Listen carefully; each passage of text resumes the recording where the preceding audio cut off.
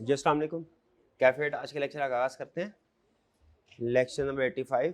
आज के लेक्चर में हमारा टारगेट क्या है? एक तो चैप्टर 19 क्वालिटी मैनेजमेंट हमने कल कवर किया था, उसके क्वेश्चंस को पास्ट पेपर के क्वेश्चन को प्रैक्टिस करेंगे, होम असाइनमेंट दी गई थी।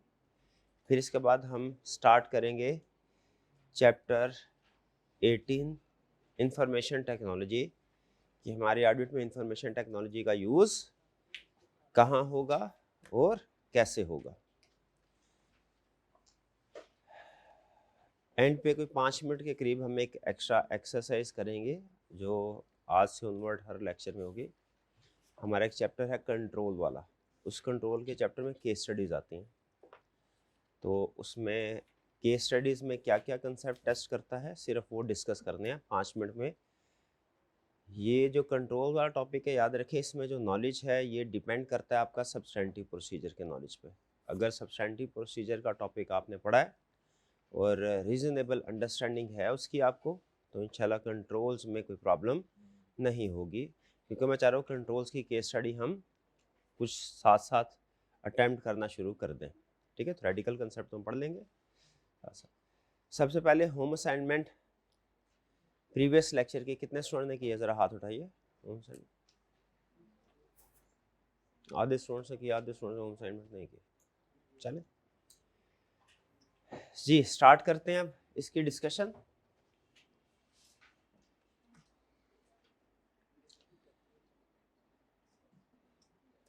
जी, ये स्टैंडर्ड हमारा तकरीबन कोई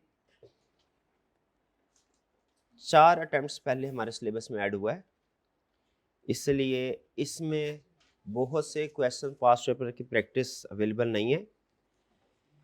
इसमें 2 पास्ट पेपर के क्वेश्चंस हैं और इसके बाद आई कैप के स्टडी टेक्स्ट के क्वेश्चंस हैं, 2-3 गालबन, एक दो, और फिर उसके बाद सीफैप के क्वेश्चंस, 2 क्वेश्चंस, उनको थोड़ा सिंप्लीफाई करके उनका समराइज्ड वर्जन वो आपके साथ शेयर किया है। एंड में 2 क्वेश्चन है, वो शायद थोड़े से आपको मुश्किल लगेंगे लेकिन आपने उनको अटेम्प्ट करना है। जो क्वेश्चन एंड पे होंगे इस वॉल्यूम 2 में, उनके एंड पे अटेम्प्ट ने लिखी होगी, तो रीड कर लीजिएगा। पास्ट पेपर के क्वेश्चन की प्रैक्टिस करते हैं, चल नहीं रहा है।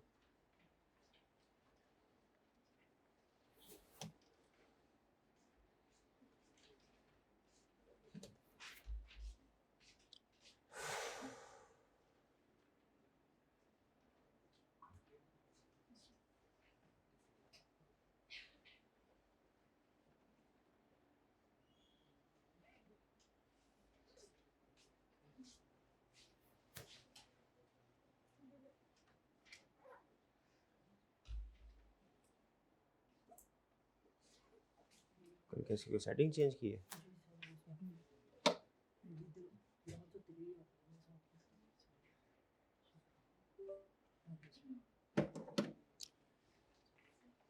जी, सबसे पहले रिक्वायरमेंट, ये हमने कल डिस्कस तो नहीं कर लिया था? कर लिया था ये डिस्कस? ओके ओके ओके, ये भी कर लिया, 2 भी कर लिया था। हाँ, ये वाला कर लिया था, रिप्रोडक्शन का क्वेश्चन है। ये क्वेश्चन किया था, क्वेश्चन 3 ये असाइनमेंट में दिया था। ओके, चलिए आइए इसको स्टार्ट करते हैं। था ही नहीं, कोई बात नहीं, अभी डिस्कस कर लेते हैं, इजाजत है। सबसे पहले ये 5 रुपए का क्वेश्चन नहीं है लेकिन आई कैप की बुक में है, अच्छा क्वेश्चन है प्रैक्टिस करने के लिए। देखिए, सबसे पहले क्वेश्चन मेरा, एग्जाम में कैसे पहचानेंगे कि ये क्वालिटी कंट्रोल वाले चैप्टर का क्वेश्चन है? रिक्वायरमेंट में क्वालिटी इशू कवर्ड आएगा, क्वालिटी कवर्ड आ गया, इसका मतलब है क्वालिटी। अच्छा, जब क्वालिटी इश्यूज उसने हमसे पूछे तो इसका मतलब क्या होगा, किस चैप्टर का क्वेश्चन है? क्वालिटी मैनेजमेंट का तो है, लेकिन इसमें जो इश्यूज होंगे वो किस चैप्टर के होंगे? वो पूरे ऑडिट में से कोई भी हो सकता है, ये आपने ध्यान में रखना है। तो अपनी जो अप्रोच को, अपना वीएन को आपने ब्रॉड रखना है, ठीक है, कि वो पूरे हमने जितना भी ऑडिट पढ़ा है उसमें से किसी भी जगह में से क्वेश्चन पूछ सकता है। Comment on the quality of the planning and performance of the audit of company. Quality को अंडरलाइन कर लें, इसका मतलब है कि ये हमारा क्वालिटी का क्वेश्चन है, क्वालिटी वाले चैप्टर का। Discussing the quality control and other professional issues raised. Quality issues या कोई जो दूसरे इश्यूज है वो हमने डिस्कस करने हैं। आइडेंटिफाई करना है और बताना है कि क्यों ये इशू है। You have been assigned as audit manager on सेरन limited, a listed company. Listed को अंडरलाइन करें, बड़ी कंपनी है, इसका मतलब है इसमें कुछ खास जो रिस्क है कंपैरेटिवली ज़्यादा होगा। खासतौर पे की ऑडिट मैटर वाली बात जहन में रखनी है हमने लिस्टेड कंपनी के पॉइंट ऑफ व्यू से। The audit manager who was previously assigned is on privilege leave due to personal reason. जो ऑडिट मैनेजर जो था वो लीव पे चला गया। अच्छा, पहला इशू तो उसमें ये, अगर क्वेश्चन के अंदर ये कह दे कि आपका कोई सीनियर टीम मेंबर लीव पे चला गया है, क्या इसमें कोई इशू है? क्या इशू हो सकता है इसमें? हाँ, सुपरविजन का इशू हो सकता है। अब जाहिर है कोई अल्टरनेट पर्सन अगर आएगा तो इसकी जगह पे तो उसके वो एक्सपर्टीज नहीं होगी जो कि हमारे रूटीन के मैनेजर जो इस जॉब को देखता था उसकी थे। तो आपने एक इशू ये डिस्कस करते, वैसे उसने रीज़न बताया पर्सनल रीज़न। पर्सनल रीज़न जो है वो इमरजेंसी रीज़न भी हो सकती हैं। सम टाइम ऐसा होता है कि लीव्स का बैलेंस पड़ा होता है, उस लीव के बैलेंस को यूटिलाइज करने के लिए एम्प्लॉय छुट्टियां कर लेते हैं। तो इस चीज़ को कंसीडर करना चाहिए। आप इसमें पॉइंट में लिखेंगे कि प्लानिंग के वक्त लीव बैलेंसेस या जो मैनेजर्स की लीव्स है इसको कंसीडर करना चाहिए। ख़ास तौर पे जो हमारे सीनियर टीम मेंबर होते हैं इनकी अक्सर एग्ज़ाम लीव स्टार्ट होती हैं, ठीक है, तो एग्ज़ाम लीव्स को कंसीडर करना है और उन टीम मेंबर को हिस्सा बनाना चाहिए एंगेजमेंट का जो कि एंगेजमेंट पीरियड के दौरान में ज़्यादा लीव्स ना हो जिनकी। तो पहला इशू ये पर्सनल रीज़न की वजह से जहन में आता है कि पर्सनल रीज़न कभी भी हो सकती हैं, ठीक है, कभी भी हो सकते हैं, लेकिन हमें कंसीडर कम से कम ये करना चाहिए कि जिन टीम मेंबर्स का लीव्स का बैलेंस है या एक्सपेक्टेड है कि वो छुट्टियां करेंगे, उन्हें टीम का हिस्सा नहीं बनाना चाहिए या अल्टरनेट अरेंजमेंट करनी चाहिए। प्लानिंग के वक्त हमें अब इस इशू इसकी वजह से क्या इस इंफॉर्मेशन की वजह से क्या इशू रेज हुआ, क्या टाइम ऑफ प्लानिंग हमें कंसीडर करना चाहिए कि इसका अरेंजमेंट अल्टरनेट अरेंजमेंट क्या होगा। क्लियर? जो मैनेजर लीव पे है उसका अल्टरनेट अरेंजमेंट कंसीडर करना है हमें। ये पहला इशू आ गया हमारे पास। फिर the draft financial statement for the year show profit before tax for the year rupees 200 million and total assets of rupees 650 million. ठीक है, ये उसने प्रॉफिट की फिगर दी है। आगे अगर कोई रिस्क वगैरह की बात, मिस स्टेटमेंट की बात करेगा तो मटीरियलिटी को कंसीडर करने के लिए इसको यूज करेंगे। Audit supervisor who is part qualified chartered accountant, बताइए कोई इशू है?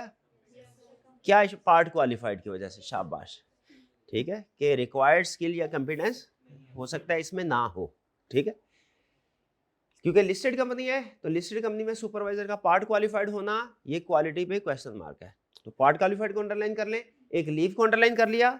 ये अल्फाज आपको हेल्प करेंगे केस स्टडी के अंदर इश्यूज आइडेंटिफाई करने में। लीव का वर्ड अंडरलाइन हो गया, लीव वाला इशू आ गया। दूसरा कौन सा इशू आया? Part qualified. Next, has shared with you that company has changed its valuation policy from cost to fair value। Company ने अपनी पॉलिसी चेंज की है, इसमें कोई क्वालिटी इशू है? अच्छा, एक चीज ध्यान में रखिएगा, क्वालिटी इशू में हम फर्म की प्रैक्टिसेस में इश्यूज ढूंढते हैं, क्लाइंट की प्रैक्टिसेस में नहीं। क्वालिटी कंट्रोल हम किसका इंश्योर कर रहे हैं? फर्म का, अपने क्लाइंट का नहीं। तो अगर क्लाइंट के सिस्टम में कोई प्रॉब्लम है तो वो हमारे क्वालिटी इश्यूज में नहीं आएगी। हाँ, अगर हम उसको आइडेंटिफाई नहीं कर पाए, हम उसको सही तौर पे एड्रेस नहीं कर पाए, फिर आएगी। यानी क्वालिटी इश्यूज आपने ऑडिटर की फर्म में, ऑडिटर के प्रैक्टिसेस में, पॉलिसीज में आइडेंटिफाई करने हैं, क्लाइंट के सिस्टम में नहीं ढूंढने। तो नॉर्मल ऑडिट में करते ही रहते हैं हम, तो यहाँ पे कोई इशू नहीं है। अगर यही क्वेश्चन रिस्क असेसमेंट का होता ना, क्वालिटी इशू का नहीं, रिस्क असेसमेंट का होता, तो मैं ये कहता ये अकाउंटिंग पॉलिसी चेंज हुई है, इसमें रिस्क है इनकरेक्ट वैल्यूएशन का, वैल्यूएशन एट रिस्क है। लेकिन अब मैं ये बात नहीं करूंगा। क्यों नहीं करूंगा? क्योंकि मैं जो इश्यूज हैं वो फर्म के क्वालिटी सिस्टम में ढूंढ रहा हूं, क्लाइंट में नहीं। ये चीज है, इसको नोट कीजिएगा। This was not identified at planning as a high risk area. हाँ जी, ये है क्वालिटी इशू कि इसको हाई रिस्क एरिया, ये तो हाई रिस्क होना चाहिए, ये तो बल्कि हो सकता है की ऑडिट मैटर के लिए क्वालिफाई कर जाए। तो 3 इशू अभी तक हो गए, लीव, मैनेजर की लीव, दूसरा सुपरवाइजर का पार्ट क्वालिफाइड होना, तीसरा हाई रिस्क एरिया आइडेंटिफाई ना करना। आगे चलते हैं। Valuation was performed by external firm of valuers, इसमें कोई इशू है जी? इसमें क्या इशू? ये तो अच्छी बात नहीं है कि वैल्यूएशन एक्सटर्नल फर्म करे, अच्छी बात नहीं। कैसे इंडिपेंडेंस कंप्रोमाइज हो जाती है? नहीं तो सही है ना। हाँ वो आगे करेंगे। एक्सटर्नल वैल्यूअर ने वैल्यूएशन की, इस एक्सटर्नल वैल्यूअर की वजह से कोई प्रॉब्लम तो नहीं है।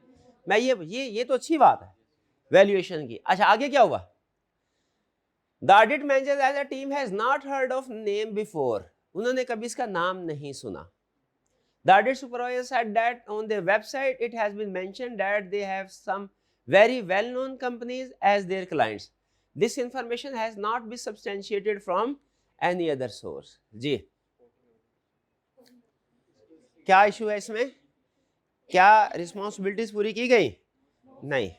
जो using the work of others में रिस्पॉन्सिबिलिटी राइटर की लिखी गई है, जब कभी एक्सपर्ट के वर्क को यूज करेगा उसकी कंपिटेंस, कैपेबिलिटी, ऑब्जेक्टिविटी को वैल्यूएट करना है, एडिक्वेसी ऑफ वर्क को वैल्यूएट करना है। उसने दोनों ही काम नहीं किए। सिर्फ वेबसाइट पे सर्च कर लेना ये सफिशिएंट नहीं है, ठीक है, बल्कि क्या करना चाहिए? इंक्वायरी करनी चाहिए, एक्सपर्ट से डिस्कशन करनी चाहिए, ठीक है। अदर पर्सन जिन लोगों ने इसे पास सर्विसेज हासिल की हैं, जो अदर ऑडिट फॉर्म्स हैं, उनसे फीडबैक लेना चाहिए।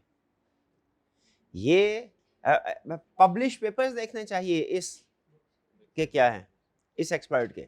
सिर्फ वेबसाइट को देख लेना से सफिशिएंट एप्रोप्रिएट एविडेंस नहीं मिलता कंप्यूटेंस, कैपेबिलिटी और ऑब्जेक्टिविटी के लिए। एग्रीड? आपको याद है ना, हमने कुछ स्टेप्स पढ़े थे एक्सपर्ट की कंप्यूटेंस, कैपेबिलिटी, ऑब्जेक्टिविटी को कैसे वैलिडेट करना है। याद है स्टेप्स आपको? नहीं याद? चले जी। तो इसमें कितने इश्यूज हमारे सामने? 4 इश्यूज आ गए इस केस स्टडी के अंदर। कौन कौन से इश्यू फिर सम आप करते हैं? लीव वाला, पार्ट क्वालिफाइड वाला, हाई रिस्क वाला, और ये एक्सपर्ट की एडुकेसी वाला नहीं। अच्छा एक जनरल प्रोसीजर भी होता है, जब 2-3 इशू सामने आ जाए तो एक जनरल भी वीकनेस होती है कि फर्म का जो मॉनिटरिंग सिस्टम है वो वीक है। आप कहते हैं फर्म का एक मॉनिटरिंग भी, हमने 6 एलिमेंट्स में लास्ट एलिमेंट्स में स्टडी किया था, monitoring and remedy action programme होना चाहिए। तो इसमें मॉनिटरिंग सिस्टम वीक है, इसी वजह से तो इतनी गलतियां हुई हैं। तो एक ये जनरल वीकनेस भी, या जनरल क्वालिटी इशू भी आइडेंटिफाई कर सकते हैं जब मल्टीपल क्वालिटी इश्यूज आइडेंटिफाई हो रहे हो केस स्टडी के अंदर। इसका मतलब है फर्म का सिस्टम भी वीक है। तो ये टोटल 4 स्पेसिफिक हमने लिख दिए, एक जनरल क्वालिटी इशू रेज कर दिया। आइडेंटिफाई कर लेंगे इस तरह के इश्यूज, मुश्किल तो नहीं है। ओके सर ये डायरेक्टर की पार्टनर की हाँ जी बिल्कुल, ये पार्टनर की जिम्मेदारी थी, वो प्लानिंग में इंगेज होता। हाँ ये भी एक अच्छा इशू है, आइडेंटिफाई कर सकते हैं कि इसमें कहीं पे भी उसने पार्टनर का जिक्र नहीं किया, जिससे लग रहा है कि पार्टनर इस प्लानिंग एंड परफॉर्मेंस के प्रोसेस में इन्वॉल्व नहीं है। हालांकि क्वालिटी मैनेजमेंट क्या कहते हैं कि पार्टनर्स को सिर्फ एंड पे इन्वॉल्व होना चाहिए, इंगेज होना चाहिए, कि through out the audit, through out audit होना चाहिए।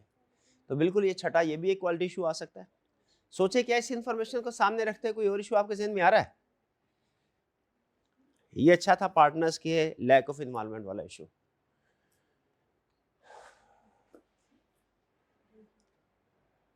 कोई इसमें कोई कंटेंशियस इशू नहीं है, कोई डिफरेंस ऑफ ओपिनियन की बात नहीं कर रहा, ठीक है मेरा हाल है, 6 इश्यूज ठीक है, क्लियर। तो इसी तरह की 1-2 और केस स्टडीज होंगी, जिनमें से लास्ट केस स्टडी जो है ना 2, ये दिखाइएगा जरा क्वेश्चन। ये जो अब्बास वाली केस स्टडी है और सईद एंड कंपनी वाली केस स्टडी है 4 और 5, ठीक है, इसको पढ़ लीजिएगा। ये असल में सीफैब की केस स्टडी को थोड़ा समराइज किया गया है, क्योंकि कैफ लेवल पे फर्दर प्रैक्टिस नहीं थी, न्यूली एडिट टॉपिक है, तो हमने तो थोड़ा सा आपको शायद मुश्किल लगे, ठीक है, लेकिन जिस हद तक आप इसको अटेम्प्ट कर सकें आपको अटेम्प्ट करना चाहिए। और कोई क्वेश्चन? तो क्वालिटी मैनेजमेंट वाला टॉपिक क्लियर। डॉक्यूमेंटेशन आपको पता है सिंपल है, डॉक्यूमेंटेशन में क्या करना है हमने, डॉक्यूमेंट किया 6 एलिमेंट्स को डॉक्यूमेंट करें। क्या क्या कहा उसने?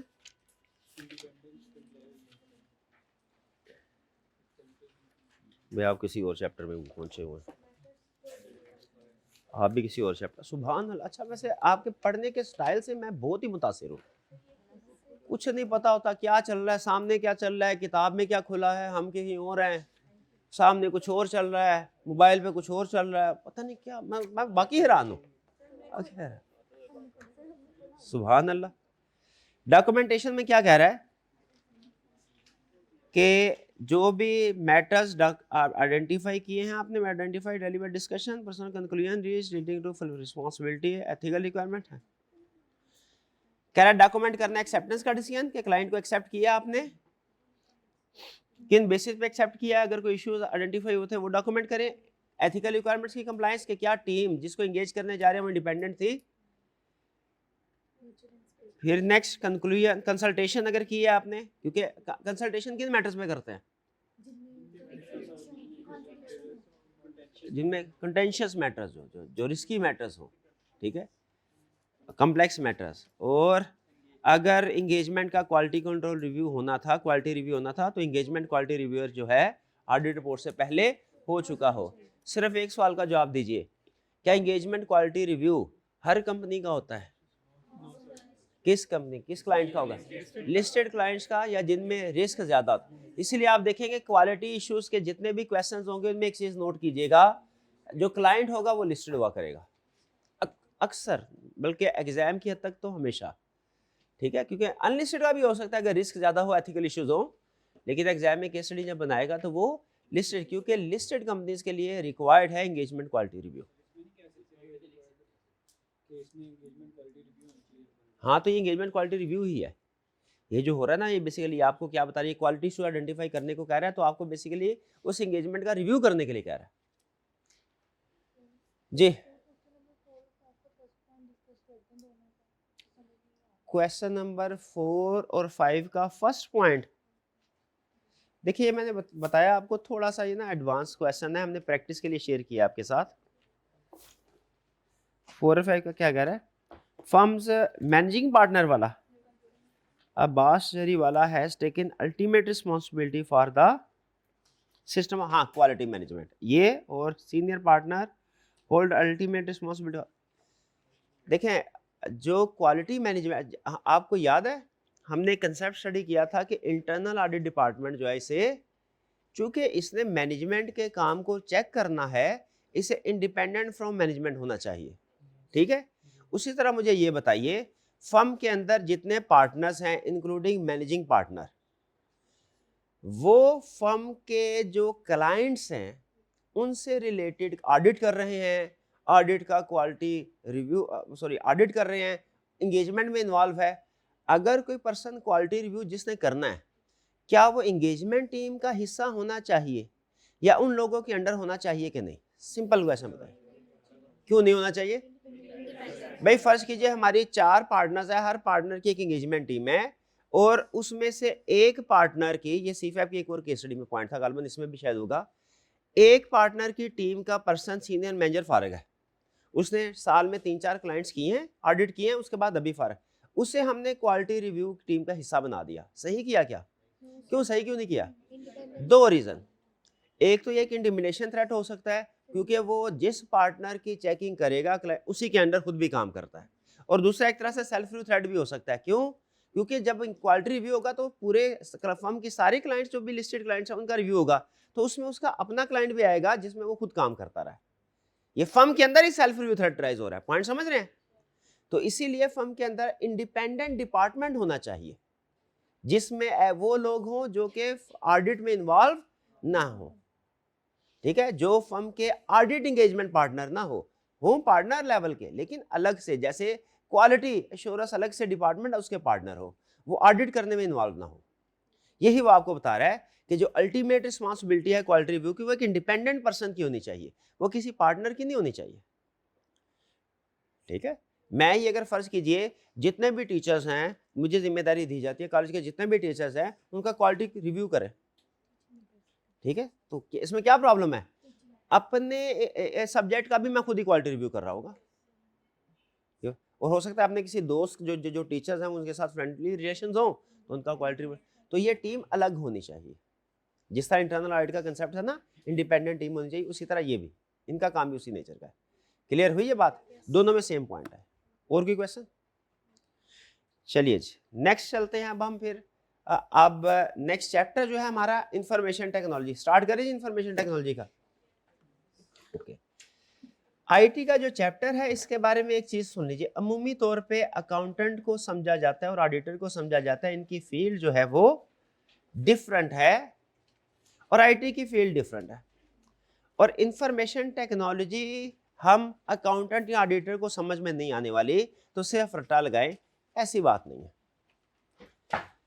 इंफॉर्मेशन टेक्नोलॉजी याद रखें, अब इस वक्त हर इंसान जो किसी भी ऑर्गेनाइजेशन में किसी भी लेवल पे काम कर रहा हो, इंफॉर्मेशन टेक्नोलॉजी उसकी ज़िंदगी का लाजमी हिस्सा बन चुकी है। ठीक है, आज का तो 3-7 साल का बच्चा जो है वो भी आपको पता है स्मार्टफोन यूज़ कर रहा है। और स्मार्टफोन क्या है? इंफॉर्मेशन टेक्नोलॉजी, हार्डवेयर है, सॉफ्टवेयर है, डाटा है उसमें। तो इंफॉर्मेशन टेक्नोलॉजी तो इंटीग्रल पार्ट हो चुका है, तो हमने इससे बचना नहीं है, बल्कि इसको समझना है और ये सीखना है कि इसका हम प्रोडक्टिव यूज कैसे कर सकते हैं अपने प्रोफेशन में। क्या करना है? सीखना है, इसको समझना है और ये सीखना है कि इसका प्रोडक्टिव यूज अपने प्रोफेशन में कैसे कर सकते हैं। इस चैप्टर में वो यही बताएगा। ठीक है, नो डाउट कुछ जगहों पे कंसेप्ट ऐसे आते हैं जो थोड़े ड्राई कंसेप्ट है आईटी के, लेकिन हमने कोशिश करनी है कि इनको एग्जाम्पल के जरिए से समझें, कुछ रियल लाइफ एग्जाम्पल, छोटी मोटी एग्जाम्पल से समझें। और असल मकसद याद रखिए, आपको इसके टेक्निकल चीज़ों की तरफ नहीं लेके जाना। अगर आप इस चैप्टर को जब रीड करेंगे ना, ओवरव्यू लेंगे इसका, तो आपको अंदाजा होगा कि आई कैप भी इस इंफॉर्मेशन टेक्नोलॉजी की डिटेल में नहीं किया इस सब्जेक्ट में, क्योंकि डिटेल में जाने के लिए उसने अलग से सब्जेक्ट क्रिएट कर दिया हुआ है। वो कौन सा? वो कैफ 3 है, डीएसआर। यहाँ पे वो सिर्फ आपको कंसेप्ट वैसे वही उसी क्या है, यानी अगर आपने डीएसआर पढ़ा हुआ है तो आपको इसमें कोई ज़्यादा प्रॉब्लम होगी नहीं इस टॉपिक के अंदर। लेकिन मैं अज्यूम ये करूँगा कि स्टूडेंट ने डीएसआर का टॉपिक नहीं पढ़ा हुआ। ठीक है, तो इसमें ज़्यादा डिटेल में नहीं गया वो, आपको सिर्फ उसने कुछ एग्जाम्पल्स बताई इंफॉर्मेशन टेक्नोलॉजी के यूज़ और यूज़ केसेस कि हम इसको कैसे यूज़ कर सकते हैं। आपने प्रैक्टिस में किन चीज़ों का ध्यान रखना है। टोटल 4 लर्निंग ऑब्जेक्टिव हैं। हम इसमें स्पीड थोड़ी सी स्लो रखेंगे, यानी मैं कोशिश करूंगा कि एक लेक्चर में एक लर्निंग ऑब्जेक्टिव हो, लेकिन इसके साथ हम जो कंट्रोल वाला चैप्टर है पैरेलल वो करेंगे। 2 हमारे यही बड़े टॉपिक इस वक्त रह गए हैं। एक लीगल रिक्वायरमेंट्स वाला है, उसमें से वो अव्वल तो क्वेश्चन पूछना नहीं और वो है भी छोटा सा, वो तकरीबन 2 घंटे का लेक्चर है। मैंने प्लान किया है कि वो हम संडे को कंडक्ट करवा लेंगे। ठीक है, तो उम्मीद है कि संडे तक आपके ये इंफॉर्मेशन टेक्नोलॉजी कंप्लीट हो ही जाएगा। टेस्ट ऑफ कंट्रोल वाला भी चैप्टर काफ़ी हद तक कंप्लीट हो जाएगा, अगर हम उसके साथ साथ पैरेलल चलते रहेंगे, प्रैक्टिस करते रहेंगे। ठीक है, आज के लेक्चर से हम वो स्टार्ट करेंगे, लेकिन ये जहन में ना रखिएगा कि पैरेलल हम 2 चैप्टर्स लेके चल रहे हैं। नहीं, पैरेलल 2 चैप्टर्स नहीं लेके चलने, सिर्फ वही नॉलेज आपके साथ शेयर करूंगा जो ऑलरेडी आपने कर लिया हुआ है। जब हम कंट्रोल्स की केस स्टडीज की प्रैक्टिस करेंगे ना, तो सिर्फ वही नॉलेज जो आपने ऑलरेडी पढ़ा हुआ है इंशाल्लाह वही होगा, नई चीजें बराए नाम ही होंगी। तो पहले स्टार्ट करते हैं इंफॉर्मेशन टेक्नोलॉजी का चैप्टर को, IT concepts and control. 4 learning objective हैं। कौन कौन से? आईटी कंट्रोल, जिसमें स्टडी करेंगे हम कि इंफॉर्मेशन टेक्नोलॉजी से रिलेटेड कंट्रोल्स अमूमी तौर पे क्लाइंट के कौन कौन से होते हैं। ये जो पहला लर्निंग ऑब्जेक्टिव है ना, ये क्लाइंट के पॉइंट ऑफ व्यू से कि क्लाइंट के सिस्टम के अंदर आईटी कंट्रोल्स क्या क्या हैं। फिर ये जो लर्निंग ऑब्जेक्टिव 2, 3 और 4 है ना, ये ऑडिटर के पॉइंट ऑफ व्यू से कि ऑडिटर कैट्स क्या है, computer assisted data techniques. Computer assisted data techniques का सिंपल मीनिंग ये है कि जब ऑडिटर अपने ऑडिट में कंप्यूटर टेक्निक्स को इस्तेमाल करे तो इसे कहते हैं computer assisted audit techniques, cats. ठीक है, और फिर इसके बाद आगे फर्दर उसके यूज केसेस हैं, data analytics and automated tools in audit, के ऑडिट के अंदर कौन कौन से हम आईटी टूल्स यूज कर रहे हैं। जैसे फॉर एग्जांपल क्या हम ड्रोन को यूज कर सकते हैं ऑडिट में, किस पर्पस के लिए कर सकते हैं, कहाँ करेंगे। ठीक है, इस तरह के कुछ यूज केसेस हमें बताए हैं ऑटोमेटेड टूल्स एंड टेक्निक्स में। तो इन शॉर्ट इस चैप्टर के अंदर हम दो एंगल से इस चैप्टर को डिस्कस करना है। एक क्लाइंट के एंगल से कि क्लाइंट के सिस्टम के अंदर कौन कौन से आईटी कंट्रोल्स होते हैं, और दूसरा ऑडिटर के एंगल से कि ऑडिटर कैसे इंफॉर्मेशन टेक्नोलॉजी को यूज करेगा ऑडिट प्रोसीजर परफॉर्म करने में। देखिए आपके ख्याल में क्या इंफॉर्मेशन टेक्नोलॉजी सिर्फ क्लाइंट यूज कर रहा है कि सिर्फ ऑडिटर यूज कर रहा है? दोनों यूज कर रहे हैं। तो हमने अपना यूज समझने के लिए पहले क्लाइंट का यूज समझना है कि क्लाइंट कैसे इस्तेमाल कर रहा है। तो लर्निंग ऑब्जेक्टिव 1 है हमारे ऑडिट क्लाइंट के लिए और 2, 3, 4 किसके लिए? ऑडिटर के लिए। ये है क्लाइंट कैसे आईटी सिस्टम यूज करता है, 2, 3, 4 क्या है? ऑडिटर कैसे आईटी सिस्टम यूज करेगा। यहां तक क्लियर? आज के लेक्चर में हम सीखेंगे क्लाइंट CIT सिस्टम को यूज करता है। छोटे छोटे कंसेप्ट्स हैं, कंसेप्ट्स थोड़े से ज्यादा लेकिन छोटे छोटे कंसेप्ट्स हैं। आपने कंसेप्चुअल अंडरस्टैंडिंग परफेक्ट रखनी। इसमें जो खास तौर पे मैंने मेहनत करनी है ना इस लेक्चर के अंदर आज के उसमें यह कि आपको कंसेप्ट समझ आए। कंसेप्ट समझ आएगा, रिटेन भी रहेगा, एग्जाम में केस स्टडी भी इसकी सॉल्व कर पाएंगे। रटा तो लगा ही लेना आपने, बल्कि कंसेप्ट अच्छा होगा तो साथ रटा भी लग जाएगा। स्टार्ट करें। आपने, मैं थोड़ी कंसेप्ट्स की तादाद ज्यादा है, हर 5-7 मिनट के बाद रुक के मैं आपसे कंफर्मेशन लूंगा कि कंसेप्ट समझ आया कि नहीं समझ आया आपने मुझे फौरन रोक के कहना है सर ये चीज मुश्किल थी, समझ नहीं आई, एग्जांपल चेंज करें। डन? ओके ठीक है। वैसे मैं खुद से कोशिश करूंगा ऐसी एग्जांपल जो कि पास स्टूडेंट्स को जिनके साथ समझ आया, जो इजी है, ऑलरेडी वही, लेकिन फिर भी अगर आपको मुश्किल लगे तो आपने बता देना। Overview of IT controls. सबसे पहले वो ये कहता है कि क्या क्लाइंट, आप अब ये चूंकि क्लाइंट के पॉइंट ऑफ व्यू से है तो डिस्कशन होगी क्लाइंट के, ये ध्यान में रखिएगा पूरे लेक्चर। क्या जो ऑडिट क्लाइंट है अपनी एक्टिविटीज, अपनी ट्रांजैक्शन, अपना बिजनेस करने में IT सिस्टम यूज कर रहा है? ओके। क्या IT सिस्टम में गलतियां हो सकती हैं? हो सकती हैं, ठीक है। अगर प्रोग्रामिंग एरर हो गया उसमें गलतियां हो सकती हैं, इंसानों की वजह से भी गलतियां हो सकती हैं, शाबाश। तो क्या IT सिस्टम में भी कुछ कंट्रोल्स होने चाहिए ये इंश्योर करने के लिए या तो गलती हो ही ना, या अगर हो तो वो आइडेंटिफाई हो जाए और हम उसे ठीक कर सके। बताइए क्या IT सिस्टम में भी कंट्रोल्स होने चाहिए कि नहीं? भाई किस पर्पस के लिए होने चाहिए? कि या तो गलती हो ही ना, या अगर हो तो आइडेंटिफाई हो के ठीक हो जाए। गौर से सुनेगा फिर से। क्या IT सिस्टम में गलतियां हो सकती हैं? बिल्कुल हो सकती हैं। उन गलतियों के लिए क्या कंट्रोल्स होने चाहिए? बिल्कुल होने चाहिए। क्यों कंट्रोल्स हम IT कंट्रोल लेके आएंगे? ताकि या तो गलतियां हो ही ना, या हो तो उसको आइडेंटिफाई करके ठीक कर ले। ये जो सेंटेंस है ना, इसमें 3 टाइप्स बताई है उसने कंट्रोल्स की, कि जो IT कंट्रोल्स हैं वो 3 पर्पसेस हो सकते हैं। पर्पसेस के लिहाज से हम उन्हें 3 हिस्सों में क्लासिफाई कर सकते हैं। क्लासिफिकेशन की और भी बड़ी टाइप्स हैं, जैसे कॉस्ट की क्लासिफिकेशन की बहुत सी टाइप्स हैं। IT कंट्रोल एक है कंट्रोल प्रिवेंटिव, एक डिटेक्टिव, एक करेक्टिव। प्रिवेंटिव कंट्रोल कौन से होंगे? ऐसे IT कंट्रोल्स, ऐसे कंट्रोल्स जो क्या करेंगे? एरर को अकर होने से रोकेंगे, वो होंगे प्रिवेंटिव कंट्रोल। डिटेक्टिव कंट्रोल कौन से होंगे? जैसा नाम से जाहिर है, जो अगर एरर हो गया उसको डिटेक्ट करेंगे। और करेक्टिव कंट्रोल कौन से होंगे? जो उस एरर को ठीक करेंगे। ठीक है। अच्छा एक चीज बताइए, क्या IT सिस्टम है इसमें सारे कंट्रोल IT बेस्ड होंगे कि मैनुअल होंगे? मैनुअल भी होंगे, कॉम्बिनेशन होगा। छोटा सा लतीफा बस याद आ गया जल्दी से, ठीक है, उसको निपटाते हैं, शायद हंसी नहीं आएगी आपको, कोई बात नहीं। दो दोस्त, एक साइंसदान, दूसरा बहुत ही निकम्मा और बहुत ही सुस्त। साइंसदान ने सोचा जिंदगी में इस दोस्त की मदद करनी है। एक दिन खुश खुश अपने दोस्त के पास गया, कहने लगा, ऐ मेरे नालायक निकम्मे दोस्त, मैंने तुम्हारे लिए एक ऐसी मशीन, ऐसा रोबोट इजाद कर लिया है, तुम्हारा हर काम करेगा। बटन दबाओगे तुम्हारे कपड़े धोएगा, बटन दबाओगे तुम्हारे लिए बाजार से खाना लेके आएगा, हर काम बटन दबाते हो जाएगा। दोस्त कहने लगा, बटन तो मुझे दबाना पड़ेगा ना, बटन तो मुझे। तो याद रखिए, दुनिया का बेहतरीन IT सिस्टम भी आ गया ना, जो हर काम ऑटोमेटिकली करेगा। ह्यूमन एलिमेंट को उसमें भी इग्नोर नहीं कर सकते। क्यों? कम से कम बटन तो हमें ही दबाना पड़े। तो हमें पता होना चाहिए कि किस वक्त बटन दबाना है, कौन सा बटन दबाना है। ये ना हो पीले वाला बटन सामने नजर आ रहा हो और उसको दबा दे, हालांकि उसे नहीं दबाना था। तो बटन दबाने की भी ट्रेनिंग होती है। कौन सा? तो फिर से मुझे बताइए, IT सिस्टम क्लाइंट यूज कर रहा है, कंट्रोल्स होने चाहिए। कंट्रोल्स मैनुअल हो कि सिर्फ ऑटोमेटेड हो? दोनों हो। उन कंट्रोल्स का पर्पस क्या होगा? 3 पर्पस के लिहाज से कंट्रोल्स को 3 तरह से क्लासिफाई कर सकते हैं, प्रिवेंटिव, डिटेक्टिव, करेक्टिव। अगर कंसेप्ट समझ रहे हैं तो एग्जांपल आपके सामने पास पेपर की रखता हूं, आपने आइडेंटिफाई करना है ये प्रिवेंटिव है, डिटेक्टिव है कि करेक्टिव है। CFO ने कहा कोई भी एक्सपेंस होगा पहले अप्रूवल होगी, फिर उसके बाद पेमेंट होगी। अप्रूवल क्या कंट्रोल है? प्रिवेंटिव, डिटेक्टिव के करेक्टिव? प्रिवेंटिव। फिर CFO ने बोला हर मंथ एंड के ऊपर बैंक रिकंसिलिएशन स्टेटमेंट बनेगी। रिकंसिलिएशन बनने का फायदा ये होगा कि अगर कोई गलती हो गई है बैंक से या हमसे, वो आइडेंटिफाई हो जाए। डिटेक्टिव। CFO ने बोला भाई रिकंसिलिएशन बनाई, पता चला कि कैशियर 10 लाख रुपए लेके भाग गया है, फ्रॉड किया है। अब इसके खिलाफ रिकवरी के लिए FIR दर्ज करवाई। एक है करेक्टिव, ठीक है, करेक्टिव।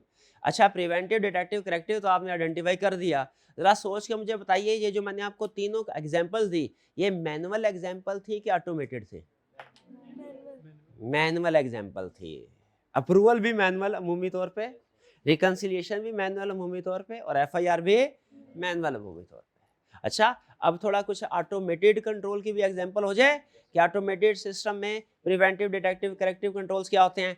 भाई मैंने अपने कंप्यूटर पे पासवर्ड लगाया है ताकि कोई भी अनऑथराइज पर्सन मेरे कंप्यूटर का डाटा एक्सेस ना कर सके। प्रिवेंटिव, शाबाश। अच्छा, मैंने अपना जितना भी काम करता हूं उसका डाटा बैकअप के तौर पे अलग से स्टोर किया हुआ है, कभी डाटा करप्ट हो जाए वायरस की वजह से मैं रीस्टोर कर सकूं। ये कौन सा? करेक्टिव, शाबाश। आप एक्सपेक्ट कर रहे थे सारा तरतीब से आ रहा है, तो ये भी तरतीब से चलेगा, इसलिए थोड़ा कंफ्यूज हो गया ना, जानबूझ के एग्जांपल। ये कौन सा है? करेक्टिव, कि जब डिजास्टर अकर होगा ना उसको रिकवर करने में हेल्प करेगा।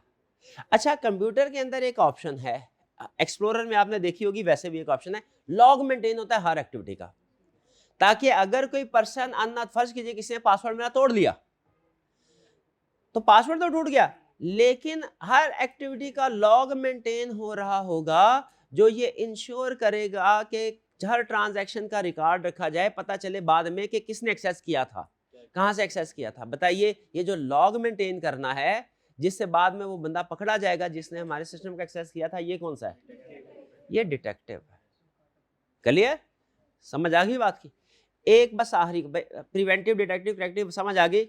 एक आखिरी चीज सिर्फ आपके साथ शेयर करना है। एक कंट्रोल ऐसा है जो कि दो तरह से क्लासीफाई हो सकता है, उसको मैं क्लियर कर दूं, आपने क्या करना। Segregation of duties. Segregation of duty का मतलब ये होता है एक ट्रांजैक्शन में एक से ज्यादा लोग इन्वॉल्व होना, ठीक है। अब सेग्रीगेशन, जैसे सेल सिस्टम के अंदर एक हमारा डिपार्टमेंट होता है, आपको होता है सेल्स ऑर्डर डिपार्टमेंट, फिर होता है डिस्पैच डिपार्टमेंट, फिर होता है इनवॉइसिंग डिपार्टमेंट, फिर जाके अकाउंट्स डिपार्टमेंट में एंट्री होती है। ये पता है ना आपको system.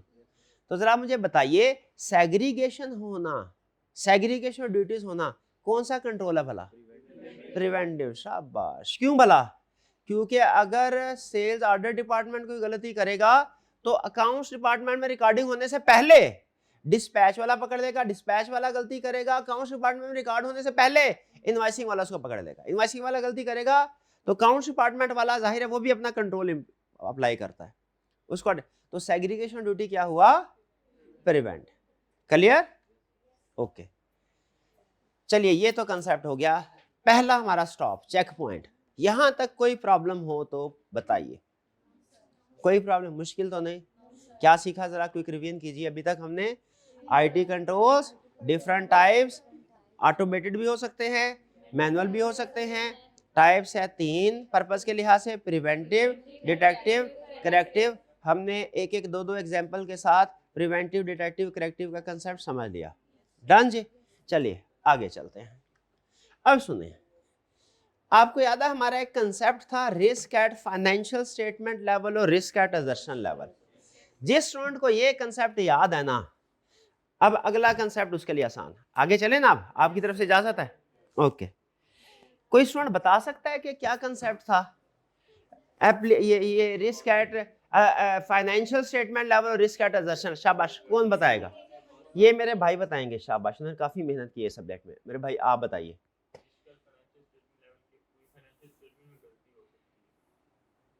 Risk at financial statement level का मतलब फाइनेंशियल स्टेटमेंट में नहीं, गलती तो फिर असर्शन लेवल में भी हो सकती है ना। ना ना ना, क्या कौन बताएगा? शाबाश। नहीं, मैं चाह रहा हूं कि थोड़ा जो हमारा स्ट्रगलिंग स्टूडेंट है वो बताए। शाबाश। के क्या बताएं? शाबाश, आप बताइए मेरे भाई, कौन बताएं? सब लगता है सभी को। जी आप बताइए, फाइनेंशियल स्टेटमेंट लेवल और रिस्क एडजस्टमेंट लेवल में क्या फर्क है? शाबाश, शाबाश, बिल्कुल ठीक है। उन्होंने बोला सर वैसे तो risk at financial statement level और आई क्या पूछेगा ना, तो आपने वो वाली डेफिनेशन लिखनी है जो किताब वाली है, ये ज़हन में रखिए। कंसेप्चुअली इसका मतलब क्या है, जो आपने एग्जाम में लिखना नहीं, आपको पता है हमेशा कोई भी कंसेप्ट हो एग्जाम में उन अल्फाज में लिखना है जो किताब में है, या मिलते जुलते अपने अल्फाज में भी लिख सकते हैं, लेकिन कंसेप्ट वो। क्लास में रिवीजन के लिए risk at financial statement level ऐसे रिस्क को कहते हैं जो बहुत से एरियाज में जिसका इफेक्ट हो, और रिस्क एट असर्शन लेवल जिसका effect specific area specific assertion में हो। जैसे इन्वेंट्री चोरी हो सकती है, ये रिस्क है एग्जिस्टेंस ऑफ इन्वेंट्री, सिर्फ इसका डेटर से क्रेडिटर से कोई ताल्लुक नहीं है, ये क्या है, रिस्क एट असर्शन लेवल। और अगर सीएफओ मैनेजमेंट सीईओ का बोनस प्रॉफिट के साथ लिंक कर दिया जाए कि 10% ऑफ प्रॉफिट तुम लोगों को बोनस मिलेगा, ये रिस्क एट फाइनेंशियल में, क्योंकि इसकी वजह से वो किसी भी इनकम या एसेट को ओवरस्टेट करेंगे और किसी भी एसेट एक्सपेंस या लायबिलिटी को अंडरस्टेट करेंगे। तो ये एग्जैक्टली यही कंसेप्ट है हमारा कंट्रोल। अब मुझे बताइए अगर रिस्क दो लेवल पे है, लेवल फाइनेंशियल स्टेटमेंट लेवल और असर्शन, क्या कंट्रोल्स भी दो लेवल पे नहीं होने चाहिए? एक फाइनेंशियल स्टेटमेंट लेवल पे जो यानी लगभग सारे एरियाज को, आईटी की लैंग्वेज में एरिया को बोलते हैं एप्लीकेशन, एरिया को क्या बोलते हैं, एप्लीकेशन। आपने ऐप, ये ऐप डाउनलोड कर दो, आईटी की लैंग्वेज में ऐप का मतलब क्या होता है, वो एरिया, वो स्पेसिफिक टास्क जो आप परफॉर्म कर रहे हैं, मैसेजिंग ऐप है, कॉल ऐप है, ऐप का वर्ड बोलते हैं ना आप। तो अगर कोई कंट्रोल, आईटी का कंट्रोल बहुत सी एप्लीकेशन, बहुत सी एरियाज को अफेक्ट कर रहा हो, उसको हम बोलते हैं IT general control. IT controls भी दो तरह के, अगर अब ये क्लासिफिकेशन, एक क्लासिफिकेशन थी आईटी कंट्रोल्स की प्रिवेंटिव, डिटेक्टिव, करेक्टिव, एक उस पॉइंट ऑफ व्यू से थी कि पर्पस क्या कंट्रोल का। अब क्लासिफिकेशन क्या है भला, लेवल क्या है, तो दो लेवल है, एक लेवल क्या है आईटी जनरल कंट्रोल, और दूसरा क्या है आईटी जनरल कंट्रोल ऐसा है जैसे risk at financial statement level, ये ऐसे कंट्रोल्स होते हैं जो लगभग सारी एप्लीकेशंस को अफेक्ट करते हैं। और आईटी एप्लीकेशन कंट्रोल्स ऐसे कंट्रोल्स होते हैं जो कि स्पेसिफिक एप्लीकेशन को अफेक्ट करें। ठीक है जी भाई, ये इंश्योर करना है कि एसी ठीक काम कर रहा हो क्लास का, हर क्लास से पहले हमारे टीम मेंबर ने इंश्योर करना है। एक कंट्रोल ये है जो कि गुड क्लास कंडक्ट करने के लिए जरूरी है। एक कंट्रोल यह है कि जनरेटर को चेक करना है हर रोज। आपके ख्याल में एप्लीकेशन कंट्रोल कौन सा होगा, क्लास वाला, और जनरल कंट्रोल कौन सा होगा, जनरेटर वाला, क्योंकि वो सारे कैंपस को अफेक्ट कर रहा है। तो उसी तरीके से कुछ कंट्रोल्स ऐसे होंगे जो सारी एप्लीकेशन लगभग, और कुछ ज्यादा। तो ये कंट्रोल्स की दो टाइप्स होगी, एक IT general control, IT application controls. पहले फर्दर आगे एग्जांपल की तरफ जाने से पहले, टेक्निकल एग्जांपल की तरफ जाने से पहले, बल्कि टेक्निकली सिंपल ही है, जाने से पहले कंसेप्ट मुझे ये बताइए, एक आईटी जनरल कंट्रोल जो लगभग सारी एप्लीकेशन को अफेक्ट करते हैं, यूं समझिए माइक्रोसॉफ्ट विंडोज, कंप्यूटर की लैंग्वेज में यूं समझे माइक्रोसॉफ्ट विंडो है आईटी जनरल कंट्रोल। और आईटी एप्लीकेशन कंट्रोल्स क्या हैं, इसके अंदर छोटी छोटी ऐप्स हैं, वर्ड की ऐप्स है, एक्सप्लोरर की ऐप्स है, पावर पॉइंट है, व्हाट्सएप, आपके दूसरे। इसी तरह मोबाइल का भी ऑपरेटिंग सिस्टम होता है, ठीक है, मोबाइल का ऑपरेटिंग सिस्टम है, फॉर एग्जाम्पल एंड्रॉयड है, ये अलग है। और फिर इसके अंदर छोटी छोटी ऐप्स हैं, मैसेजिंग ऐप है आपकी, व्हाट्सएप है आपके, फेसबुक है, वगैरह वगैरह। अब सवाल ये है कंसेप्ट, अगर किसी एक, पूछना क्या चाह रहा हूं, कौन सा कंट्रोल ज्यादा अहम है, आईटी जनरल कंट्रोल की आईटी एप्लीकेशन कंट्रोल, कौन सा कंट्रोल ज्यादा अहम है? कितने स्टूडेंट का ख्याल है जनरल कंट्रोल ज्यादा अहम, कितनों का ख्याल एप्लीकेशन कंट्रोल ज्यादा? शाबाश, जनरल कंट्रोल ज्यादा है, क्योंकि जनरल कंट्रोल बाकी की सारी एप्लीकेशन को सपोर्ट कर रहा है। अगर जनरेटर ही खराब हो गया, एसी ठीक भी हुआ, तो लाइट गई तो एसी नहीं काम करेगा, ठीक है। लेकिन अगर जनरेटर ठीक हुआ, लाइट, तो एक आधा एसी खराब भी हुआ ना, बाकी के 5-7 चल रहे होंगे, क्लास में कोई ज्यादा प्रॉब्लम नहीं होगी। इसलिए याद रखें, आईटी जनरल कंट्रोल, आईटी के दो तरह के कंट्रोल्स है, कौन कौन से, जनरल कंट्रोल और application control. Application control specific application के लिए, स्पेसिफिक एरिया के लिए, जनरल कंट्रोल जो ओवरऑल सारी एप्लीकेशंस को, ये ओवरऑल सिस्टम को चलने में हेल्प करता है, उसकी इफेक्टिवनेस में। ज्यादा सबसे पहले याद रखें, हमें क्या स्टैंडर्ड क्या बताता है, कहते हैं किसी क्लाइंट पे जाएं, दो तरह के कंट्रोल है, पहले आपने आईटी जनरल कंट्रोल को वैल्यूएट करना है, अगर आईटी जनरल कंट्रोल गुड हुए तो फिर एप्लीकेशन कंट्रोल की तरफ जाइएगा, मे बी वो गुड हो मे बी बैड हो। लेकिन अगर आईटी जनरल कंट्रोल बैड हुए ना, तो आपको आईटी एप्लीकेशन कंट्रोल चेक करने की जरूरत नहीं है, वो ऑटोमेटिकली बैड ही होंगे, वो ऑटोमेटिकली बैड ही जनरल कंट्रोल, क्योंकि जनरल कंट्रोल सपोर्ट कर रहे हैं, जनरल कंट्रोल सपोर्ट कर, ठीक है। इसको मैं सिर्फ एक मिसाल के लिए, सिर्फ मिसाल के लिए बता रहा हूं।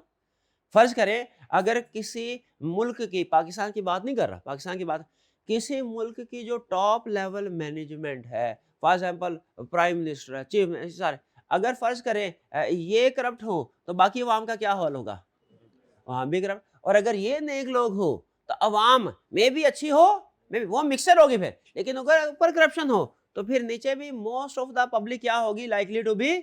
ये कंसेप्ट उन्होंने आपको सिखाया है भाई, ये बात जाती है, एग्री करते हैं इस कंसेप्ट से कि नहीं? क्या आईटी जनरल कंट्रोल ऊपर ओवरऑल जो सबको अफेक्ट कर रहे हैं, IT application control specific area को, दोनों की टेस्टिंग करनी है, दोनों पहले किसकी टेस्टिंग करनी है? अगर जनरल कंट्रोल गुड हुए तो क्या करना है, एप्लीकेशन कंट्रोल को टेस्ट करो, आईटी एप्लीकेशन। अगर आईटी जनरल कंट्रोल वीक हुए तो एप्लीकेशन कंट्रोल पे टाइम जाया करने की जरूरत नहीं, वो लाइकली टू बी वीक है। हाँ, लेकिन ये उसने कहा है आईटी जनरल कंट्रोल वीक है ना, तो आईटी एप्लीकेशन कंट्रोल भी लाइकली टू वीक, लेकिन मैनुअल एप्लीकेशन कंट्रोल हो सकता है ठीक हो, समझ रहे? आईटी जनरल कंट्रोल वीक तो आईटी एप्लीकेशन कंट्रोल भी वीक, लेकिन एप्लीकेशन लेवल पे आईटी कंट्रोल भी होते हैं, मैनुअल भी होते हैं। अभी आपने बात की तो मैनुअल कंट्रोल तो हो सकता है फिर भी ठीक चल रहे हो, बात समझ आ रही? तो ये हमारा कंसेप्ट है आईटी जनरल कंट्रोल और एप्लीकेशन कंट्रोल में क्या ताल्लुक है, जरा क्विकली रिवाइज करवा दीजिए मुझे। जो कंट्रोल्स हैं उनके दो लेवल कौन से हैं? एप्लीकेशन, फर्क क्या है? जनरल कंट्रोल ओवरऑल सारी एप्लीकेशन को अफेक्ट कर रहे हैं, एप्लीकेशन स्पेसिफिक एप्लीकेशन को। रिलेशनशिप क्या है दोनों में?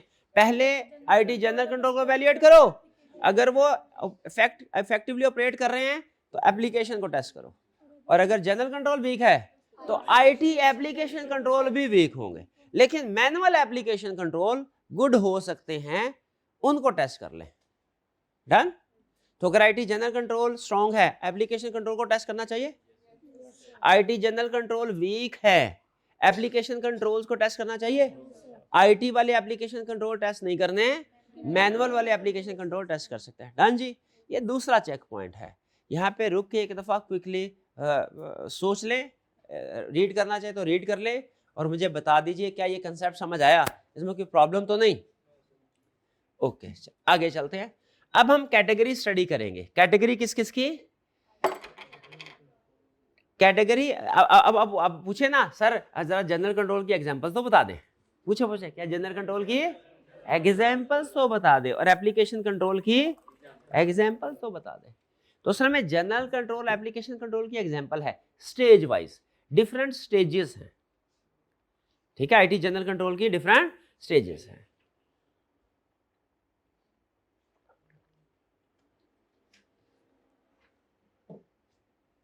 यहां तक हमने दो कंसेप्ट स्टडी किए हैं, एक प्रिवेंटिव डिटेक्टिव करेक्टिव, और एक IT general control application control का रिलेशनशिप। अब हम क्या पढ़ने जा रहे हैं भला? आईटी जनरल कंट्रोल की कैटेगरीज। आईटी जनरल कंट्रोल की ये काम है वाहिद जो आपको रट्टा लगाना पड़ेगा। ये कैटेगरी, कितनी कैटेगरीज है?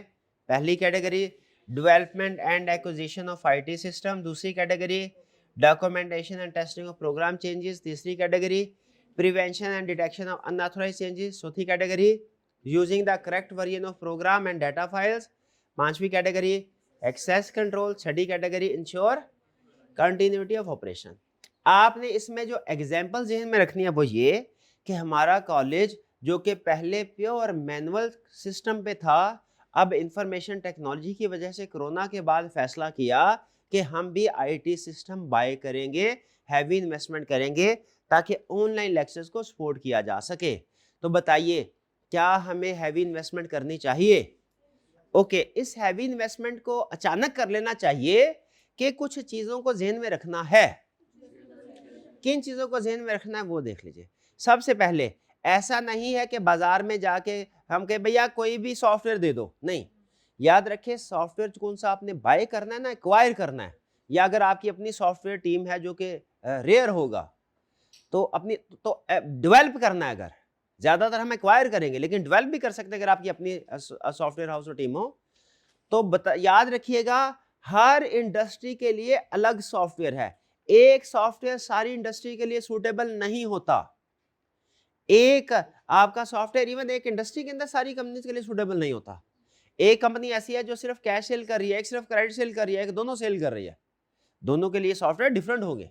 आप ये नहीं कह सकते सर वो सॉफ्टवेयर दे दिए जिसमें हर ऑप्शन है ताकि जब जो जरूरत पड़े हम उसको इस्तेमाल कर ले, वो बहुत कॉस्टली होगा, उसका डाटाबेस मैनेज करना मुश्किल होगा। इसलिए हम जरूरत के मुताबिक ही सॉफ्टवेयर, आप अगर ICAP का पेपर देने के लिए जाएं उसके लिए भी आपको एक IT सिस्टम की जरूरत है। कौन सा? कैलकुलेटर। क्या मार्केट में जाके दुकानदार से कहेंगे कोई सा भी अच्छा कैलकुलेटर दे दो? कि पहले सर्च करते हैं एक्वायर करने से पहले, डेवलप तो कर नहीं सकते एक्वायर करने से पहले कि ICAP ने जो परमिसिबल कैलकुलेटर की लिस्ट दी है उसमें फॉल करता हो। तो पहला कंट्रोल क्या है? आपने IT सिस्टम जो भी एक्वायर करना है, एक्वायर करने से पहले कुछ चीजों को कंसीडर कर लेना है कि बाजार में जाके जो भी सस्ते में मिले उसको ले आए। ठीक है, हेडिंग में उसने डेवलपमेंट एंड एक्विजिशन दोनों को लिखा है, आपने फोकस एक्विजिशन के ऊपर करना है। तो पहला ऑब्जेक्टिव क्या है IT जनरल कंट्रोल में? पहला ऑब्जेक्टिव क्या है कि new system must be developed और purchased in a controlled way. Control way का मतलब गुड कंट्रोल्स के साथ।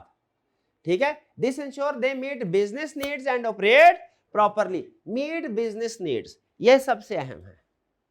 क्या आपने सिस्टम ऐसा लेके आना है जो आपकी बिजनेस नीड को पूरा करता हो, बिजनेस नीड के साथ कंपैटिबल हो।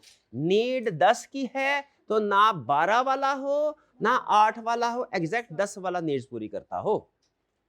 डन जी? ये कैसे पता चलेगा? ये अच्छा इसके कंट्रोल सुन ले, एग्जांपल्स। ये एक्टिविटी सही है क्या? क्या आपके ख्याल में IT जनरल कंट्रोल में एक्टिविटी सही है कि आपने सिस्टम को एक्वायर करने से पहले उसको चेक कर लेना है अच्छे तरीके से हमारी बिजनेस नीड को पूरा करता है कि नहीं? ये कैसे कर सकते हैं? इसमें क्या एक्टिविटीज होंगी? स्टेप नंबर 1, आपने एक proper standard ad hoc system, नहीं एड हॉक सिस्टम का मतलब होता है जब जरूरत पड़े जाके समझ, आपने एक प्रॉपर वेल एस्टेब्लिश सिस्टम को फॉलो करते हुए बाइंग करनी है।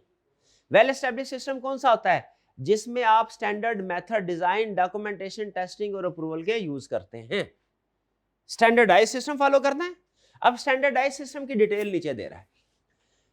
पहला कंट्रोल, अब ये कंट्रोल गौर से सुनिएगा भैया, आपने कभी ऐसा नहीं करना कि अपने जो टेस्टर है ये या प्रोग्रामर है, दो टर्म्स यूज होती हैं, एक यूजर और एक प्रोग्रामर या डेवलपर। यूजर या टेस्टर और प्रोग्रामर या डेवलपर, दोनों में फर्क है। हमारा IT में भी कंट्रोल है सेग्रीगेशन ऑफ ड्यूटीज, लेकिन इसमें एग्जांपल क्या है कि जो प्रोग्राम को यूज करने वाला है और जो प्रोग्राम को डेवलप करने वाला है दोनों डिफरेंट हो। भाई क्यों डिफरेंट हो? ताकि यूज करने वाला सिस्टम को चेंज ना कर सके। क्विकली छोटी सी एग्जांपल देता हूं, उससे बात समझ आएगी। एक बैंक था, उसे इंटरेस्ट की कैलकुलेशन के लिए एक सॉफ्टवेयर बनाना था। एक ब्रांच मैनेजर कहने लगा सर जी मैंने MCS भी किया हुआ है, तो ब्रांच में बैंकिंग में तो मैं ऐसे ही आ गया, जॉब नहीं मिल रही थी, मैं आपको एक अच्छा सा कंप्यूटर सिस्टम बना के दे देता हूँ फ्री ऑफ कॉस्ट। बैंक के एग्जीक्यूटिव खुश हो गए, उन्होंने कहा बिल्कुल ठीक है, हमारा अपना बंदा फ्री ऑफ कॉस्ट बना के दे रहा है तो बना लीजिए। वो एक्सपर्ट था ना, उसने सिस्टम ठीक बनाया लेकिन उसके अंदर कुछ हिडन प्रोग्राम फिट कर दिए जो और किसी को पता नहीं चले। वो प्रोग्राम करते क्या थे?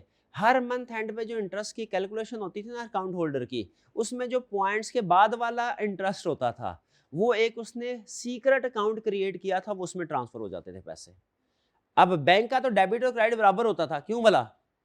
क्योंकि 170 गए कस्टमर के अकाउंट में और पॉइंट जो फॉर एग्जांपल 25 है वो उसके अपने अकाउंट में, अब सीक्रेट अकाउंट में चले जाते थे। अब आपको लग रहा होगा 0.25 बहुत कम अमाउंट है, लेकिन एक अकाउंट होल्डर की नहीं है, एक अकाउंट होल्डर की, एक ब्रांच की ये है, एक महीने की है, पूरे साल की 12 से मल्टीप्लाई करें, फिर उस ब्रांच में बहुत से अकाउंट होल्डर होंगे, 500 भी है उसे मल्टीप्लाई करें, फिर उस बैंक की बहुत सी ब्रांचेस होंगी, सिस्टम पूरे ब्रांच में है। तो और फिर ये डॉलर का केस है, इसको रुपीज करें, millions of rupees her month उसके अकाउंट में ट्रांसफर होते थे और वो निकलवाता था। किस वजह से? सिर्फ क्योंकि यूजर, जो डेवलपर था वो ही यूजर था, उसको पता था कि मैं इसको डेली मैंने यूज करना है, मैं पैसे इधर भिजवाता रहूंगा, बाद में इसको निकलवा लूंगा।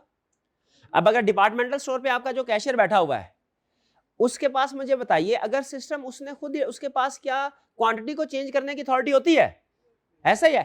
क्या प्राइस को चेंज करने की अथॉरिटी होती है? कभी नोट किया आपने? वो प्राइस चेंज नहीं कर सकता, होनी भी नहीं चाहिए, वरना तो वो सस्ते में चीजें बेचता रहेगा। लेकिन अगर कैशियर ने खुद ही वो सिस्टम बनाया होगा, क्या प्रॉब्लम है?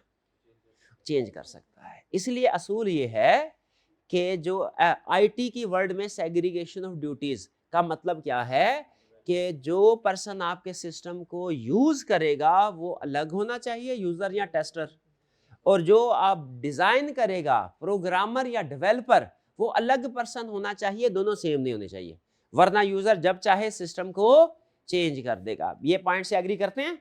ये एग्जाम्पल थोड़ा सा ज्यादा टाइम इसलिए लगाया क्योंकि आगे ये बहुत से जगहों पे आएगी, एरियाज में। सेग्रीगेशन ड्यूटी आईटी कंट्रोल है, समझते हैं? और इसमें क्या मुराद है, किसको किससे डिफरेंशिएट होना चाहिए, सेग्रीगेट होना चाहिए? यूजर डेवलपर को। नेक्स्ट, प्रिपेयर, बाकी general point, prepare full documentation of new system. New system की डॉक्यूमेंटेशन मौजूद होनी चाहिए। कैलकुलेटर भी लेना, उसके नीचे पर्ची निकलती है, उसमें सारे उसके फंक्शन लिखे होते हैं। क्या ये गुड थिंग होती है कि बैड थिंग? हम सीख लेते हैं। तो क्या आप लाखों करोड़ों का खरीद रहे हैं सिस्टम, उसकी भी फुल डॉक्यूमेंटेशन होनी चाहिए? बिल्कुल। तो अंडरलाइन करते जाएं। पहले यूज स्टैंडर्ड, इसको यूज स्टैंडर्ड। अच्छा, कौन से स्टैंडर्ड? सेग्रीगेशन ऑफ ड्यूटीज, इसको अंडरलाइन करें। फुल डॉक्यूमेंटेशन होनी चाहिए। क्या सिस्टम को एक्टिवली यूज करने से पहले टेस्ट करना चाहिए? टेस्ट को अंडरलाइन करें। जब कभी कैलकुलेटर लेते हैं ना, इतना ज्यादा प्रोफेशनल स्केप्टिसिज्म है आपका कि एटीएम मशीन से कैश निकले वो काउंट करना बनता है, उसमें प्रोफेशनल स्केप्टिसिज्म अप्लाई करना बनता है, रिस्क है। लेकिन उससे भी अगली एग्जांपल, क्या कैलकुलेटर भी लेंगे ना, 2 या 6 करके जरूर देखेंगे 2 into 3 क्या आंसर आता है। ये क्या होता है भला? टेस्टिंग। अगर आप छोटा सा कैलकुलेटर से पहले टेस्टिंग कर रहे हैं तो इतना बड़ा सिस्टम से पहले टेस्टिंग करनी नहीं चाहिए कि सही काम कर रहा है कि नहीं कर रहा। बिल्कुल। तो टेस्टिंग, डॉक्यूमेंटेशन हो और क्या हो? टेस्टिंग। लाइव ऑपरेशन से पहले टेस्टिंग। भाई क्या आपने केस स्टडी बोला था, डॉक्यूमेंटेशन नहीं थी। सीनियर ने जूनियर को फोन पे कहा था भैया ये सिस्टम चेंज कर दो, जूनियर डेवलपर ने कहा मसला ही कोई नहीं बॉस। पहला प्रॉब्लम यहां पे क्या आ गया? डॉक्यूमेंटेशन नहीं है। आईटी के अंदर हर एक्टिविटी की डॉक्यूमेंटेशन होनी चाहिए, वर्बल इंस्ट्रक्शन में काम नहीं होना चाहिए। सिस्टम की डॉक्यूमेंटेशन, सिस्टम की हर एक्टिविटी की डॉक्यूमेंटेशन, जो सिस्टम में चेंज करना है उसकी भी डॉक्यूमेंटेशन। पहली केस स्टडी में वीकनेस ये थी, सीनियर ने जूनियर को फोन करके बोला सिस्टम चेंज करो, उसने क्या बोला? Okay boss. क्या कहना चाहिए था? सर रिटर्न में ले गया। फिर उसने गया सिस्टम में जाके और उसने पता नहीं क्या 2-3 बटन दबाए और सारा ब्लैकआउट हो गया, सारा सिस्टम बंद। ये क्या वीकनेस आई भला? सेग्रीगेशन ड्यूटी नहीं, लाइव ऑपरेशन से पहले टेस्टिंग नहीं की, उसने लाइव सिस्टम के अंदर चेंजेस कर दी। हालांकि उसे क्या करना चाहिए था? सिस्टम की अलग से कॉपी बना के पहले उसमें चेंज करके देखता हो रहा है कि नहीं, अगर वो चेंज हो जाता फिर डिप्लॉय करता लेटेस्ट वर्जन। पहले बैकएंड टेस्टिंग होती है, पर चलते ऑपरेशन में टेस्टिंग थोड़ी हो जाएगी। वो कभी आपने बल्ब, बिजली, पंखा ठीक करने वाला देखा आता है, वो क्या कहता है? सर पंखा चलते रहने दे, मैं इसको ठीक ऐसे ही कर लूंगा। ऐसे करता है क्या? कह रहा है सर बल्ब जलता रहे, मसला ही कोई नहीं है सर। ये क्या कहता है? पहले बटन पीछे से ऑफ करें। वो क्या है? ऑफ ऑपरेशन में टेस्टिंग करेंगे, बाद में लाइव टेस्टिंग होगी। क्लियर? तो ये वीकनेस है। अच्छा, फिर उसके बाद धमाका हो गया, सारा सिस्टम ऑफलाइन हो गया। फिर पता चला कि 2 दिन इंतजार करना पड़ेगा। क्यों? क्योंकि बैकअप ही कोई नहीं क्रिएट किया हुआ था। अगर बैकअप, बंदा नहीं मरा, डाटा मौजूद नहीं था, 2 दिन के लिए सारा सिस्टम ऑफ। क्यों ऑफ? बैकअप होता ना तो फिर भी बचत हो जाती। क्यों? उसी टाइम कंटिन्यू करवा लेते हैं। ये इस तरह की ये छोटी मोटी कोई मुश्किल वीकनेस तो नहीं थी, ये आईकैप की केस स्टडी थी जो बातों बातों में हमने सॉल्व कर ली। आईटी में इस तरह के छोटे छोटे कंसेप्ट टेस्ट करेगा। सिर्फ आपने क्या करना है, एक चीज, आपने इनको रियल लाइफ छोटी छोटी एग्जांपल के साथ लिंक कर देना है कंसेप्ट को, बस। और आईटी कुछ नहीं, आईटी चुटकियों में निकल जाएगी इंशाल्लाह। तो भैया स्टाफ को ट्रेन करना चाहिए, ट्रेन क्या डायरेक्ट जहाज में बैठा दें? भैया उड़ा दो। ओके, प्ले स्टेशन में बड़े जहाज उड़ाए हैं मैंने, ये तो मसला ही कोई नहीं, अब बैठा दो। ऐसे होना चाहिए क्या? नहीं होना चाहिए। ठीक है, ट्रेनिंग टेस्ट। तो क्या कंट्रोल आए? Documentation, segregation of duty, documentation, testing, training, और क्या है जी? अप्रूवल। अप्रूवल, और अप्रूवल में याद रखें फॉर्मल अप्रूवल कह रहा है सिस्टम को जब लेना, ज़बानी कलामी अप्रूवल नहीं। ज़बानी कलामी अप्रूवल को आईकैप वीकनेस के तौर पे शो करता है क्वेश्चन में। जब कभी किसी भी केस स्टडी में ज़बानी कलामी अप्रूवल हो, आपने क्या बोलना है? ये कंट्रोल है। कुछ समझ आते हैं? क्या क्या जब आप कोई नया सिस्टम एक्वायर करेंगे क्या क्या कंट्रोल होने चाहिए? Segregated duties, documentation, testing, training, formal. System आ गया? आगे चलते हैं। मुझे बताइए क्या ये जो सिस्टम आया है एज इट इज हमारी नीड्स के लिए सफिशिएंट होगा कि हो सकता है हमें थोड़ी बहुत कस्टमाइजेशन करनी पड़े? कस्टमाइजेशन करनी पड़े। हो सकता है हमारी कंपनी में जो वेंडर ने हमें सॉफ्टवेयर दिया है उसमें डिपार्टमेंट्स की तादाद ज्यादा हो, हमारे में कम हो, या हमारे उसमें डिपार्टमेंट्स की तादाद कम है, हमारे हमने ऐड करना है। जो वेंडर ने हमें सॉफ्टवेयर दिया है वो सिर्फ क्रेडिट सेल वाला था, हमने क्रेडिट के साथ कैश सेल भी करनी है। जो वेंडर ने दिया था सॉफ्टवेयर वो टेक्सटाइल कंपनी के लिए, मैन्युफैक्चरिंग कंपनी के लिए था, हमने तो एजुकेशन सेक्टर में यूज करना है। हमारा तो जो कस्टमर है वो पैसे देगा, वो तो इंस्टॉलमेंट्स में देगा। तो ये सिस्टम डिफरेंट नीड्स डिफरेंट हो सकते। तो क्या ये जो सिस्टम अब हमने खरीद लिया, इन सारे कंट्रोल्स के बाद खरीद लिया, क्या उसको थोड़ा चेंज करने की जरूरत पड़ सकती है? इसको कहते हैं कंट्रोल। क्या उस चेंज पे भी कंट्रोल होने चाहिए? शाबाश। नेक्स्ट है कि अगर प्रोग्राम को, सॉफ्टवेयर को चेंज करना है उसमें भी कंट्रोल होने चाहिए। ये क्या था? सॉफ्टवेयर को एक्वायर करना है उसमें भी कंट्रोल होने चाहिए। अब क्या है? उसमें भी कंट्रोल होने चाहिए। अब आपको नहीं बता रहा मैं, आप बताएंगे कि सिस्टम को चेंज करना है क्या कंट्रोल होने चाहिए?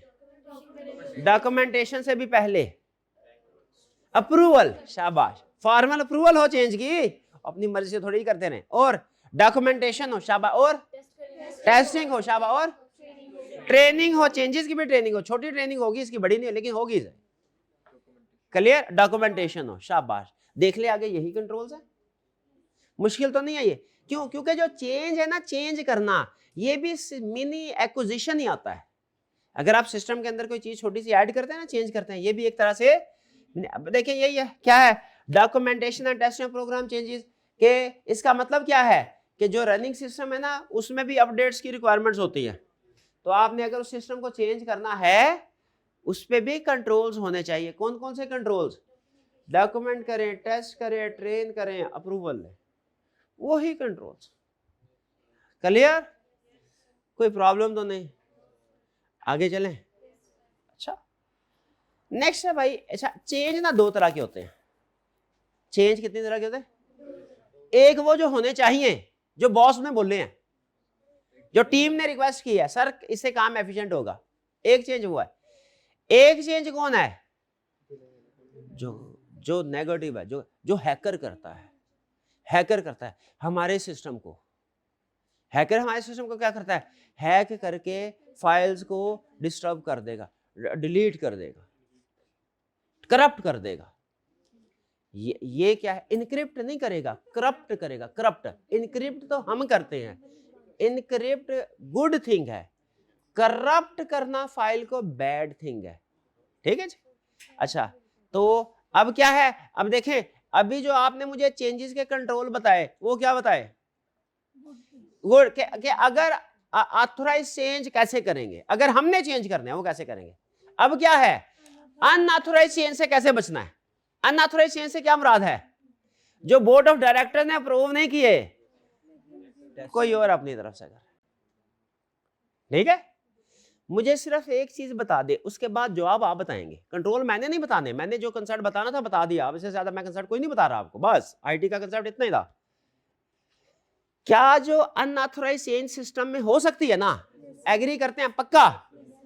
सिर्फ एक बात बतानी है आपने मुझे, वो अनऑथराइज चेंज हमारा अंदर का बंदा कर सकता है, बाहर का बंदा कर सकता है, कि दोनों? तो इसका मतलब है जो कंट्रोल्स होंगे उनका फोकस दोनों पे होगा। जरा बताए बाहर के बंदों से क्या, कैसे हम बचाएं अपने अनऑथराइज चेंजेस को? सिक्योरिटी कैसे? कौन सी? फायरवॉल, शाबाश। Encryption, good. Multi factor authentication, शाबाश। अंदर के बंदे से कैसे हम बचें? एक्सेस कंट्रोल, शाबाश, access, role based access control, ठीक है, यानी हर एक का यूजर नेम पासवर्ड हो और क्या लॉग मेंटेन हो रहा हो कि अगर कोई जो भी पर्सन एक्सेस करके चेंज करने की कोशिश करे हमारा प्रोग्राम लॉग हो, पता चल जाए इस बंदे ने आके रात को फाइल चेंज की है। ओ भाई तूने आज, तेरे को पता था पेरोल डिस्ट्रीब्यूशन होनी है, तू इतना साइंसदान है, रात को तूने सिस्टम को एक्सेस किया और अपनी सैलरी के आगे 0 लिख दिया। तुम समझते थे हमें पता नहीं चलेगा, सुबह आते ही पता चला कि रात का लास्ट एडिट हमारा ऑफिशियल था 6 बजे किया था, ये 2:13 पे कौन एडिट कर गया है। हमने देखा तो पता चला आपका यूजर नेम पासवर्ड था। घर बैठ के सिस्टम को एक्सेस करोगे, पता समझते हो हमें पता नहीं चलेगा, चल गया पता। कैसे पता चला?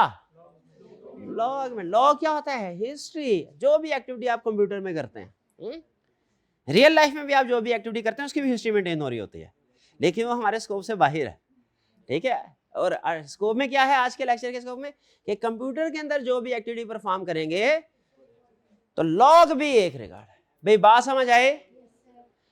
क्या सेग्रीगेशन ऑफ ड्यूटी एक कंट्रोल हो सकता है अनऑथराइज्ड चेंज से बचने के लिए? कैसे हो सकता है वाला? क्योंकि जो अगर यूजर है उसको प्रोग्राम चेंज करना ही नहीं आता तो वो नहीं कर सकेगा। इसका मतलब है, याद रखिएगा, किसी भी जॉब पे ओवर क्वालिफाइड पर्सन को आपने नहीं रखना। आपने अक्सर ये सुना होगा, भाई चपरासी की एप्लीकेशंस आई, पीएचडी ने अप्लाई कर दिया, पोस्ट थी चपरासी की। कभी अखबार में इस तरह की खबरें आती हैं ना, आपकी नजर से शायद गुजरती नहीं होते, हमारे जमाने में होती थी। उसके बाद से पीएचडी छोड़, वो तो महावरत कह रहा हूँ, महावरत। तो क्या जो किसी पोजीशन पे ओवर क्वालिफाइड पर्सन होता है ना, वो उस पर फिर टिक के नहीं बैठता। वो एक दफा कहता है मुझे एंट्री मिल जाए, फिर उसके बाद या तो अच्छा हुआ तो एफर्ट के जरिए से ऊपर जाने की कोशिश करेगा, या कोई करप्ट माइंड का हुआ तो किसी और तरीके से 2 नंबर दिखा। तो याद रखिए, अगर कोई कंप्यूटर का भी एक्सपर्ट है, वो आपको कहे सर मुझे स्टोर मैनेजर रख लें, मैं कंप्यूटर का भी एक्सपर्ट हूं, तो फिर उसे कंप्यूटर की एक्सेस नहीं देनी। क्यों नहीं देनी? चेंज कर देगा। तो यूजर और प्रोग्रामर अलग अलग होने चाहिए ताकि यूजर सिस्टम को अपनी मर्जी से चेंज करना चाहे ना कर सके। प्रोग्रामर कर ले भी लेगा, अगर तो प्रोग्रामर भी अप्रूवल होगी तो फिर चेंज करेगा, वरना नहीं करेगा।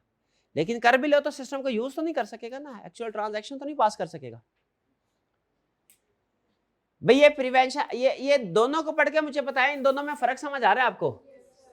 Documentation and testing of program changes, ये अनऑथराइज्ड का वर्ड ध्यान में रखिएगा। अनऑथराइज्ड क्या कंट्रोल है? Unauthorised changes to program data can cause fraud और एरर।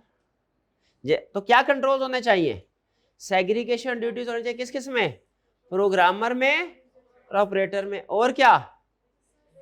एक्सेस रिस्ट्रिक्ट करे, हर पर्सन हमारे प्रोग्राम सॉफ्टवेयर जो सर्वर है रूम उसमें ना आ सके। प्रोग्राम लॉग्स मेंटेन करें, पता चले कौन सी वाली चीज किसने चेंज की है। Antivirus, backup copies, firewalls, firewall नहीं लिखा हुआ, हाँ वो फायरवॉल एंटीवायरस में शामिल होता है, ठीक है। मल्टी फैक्टर ऑथेंटिकेशन बिल्कुल ठीक है। आपने ये जो एक्स्ट्रा कंट्रोल बता रहे हैं, इसका मतलब डीएसआर में पढ़े हुए हैं आपने। जो नहीं पढ़े वो ये उनके लिए है, उनके लिए ये है।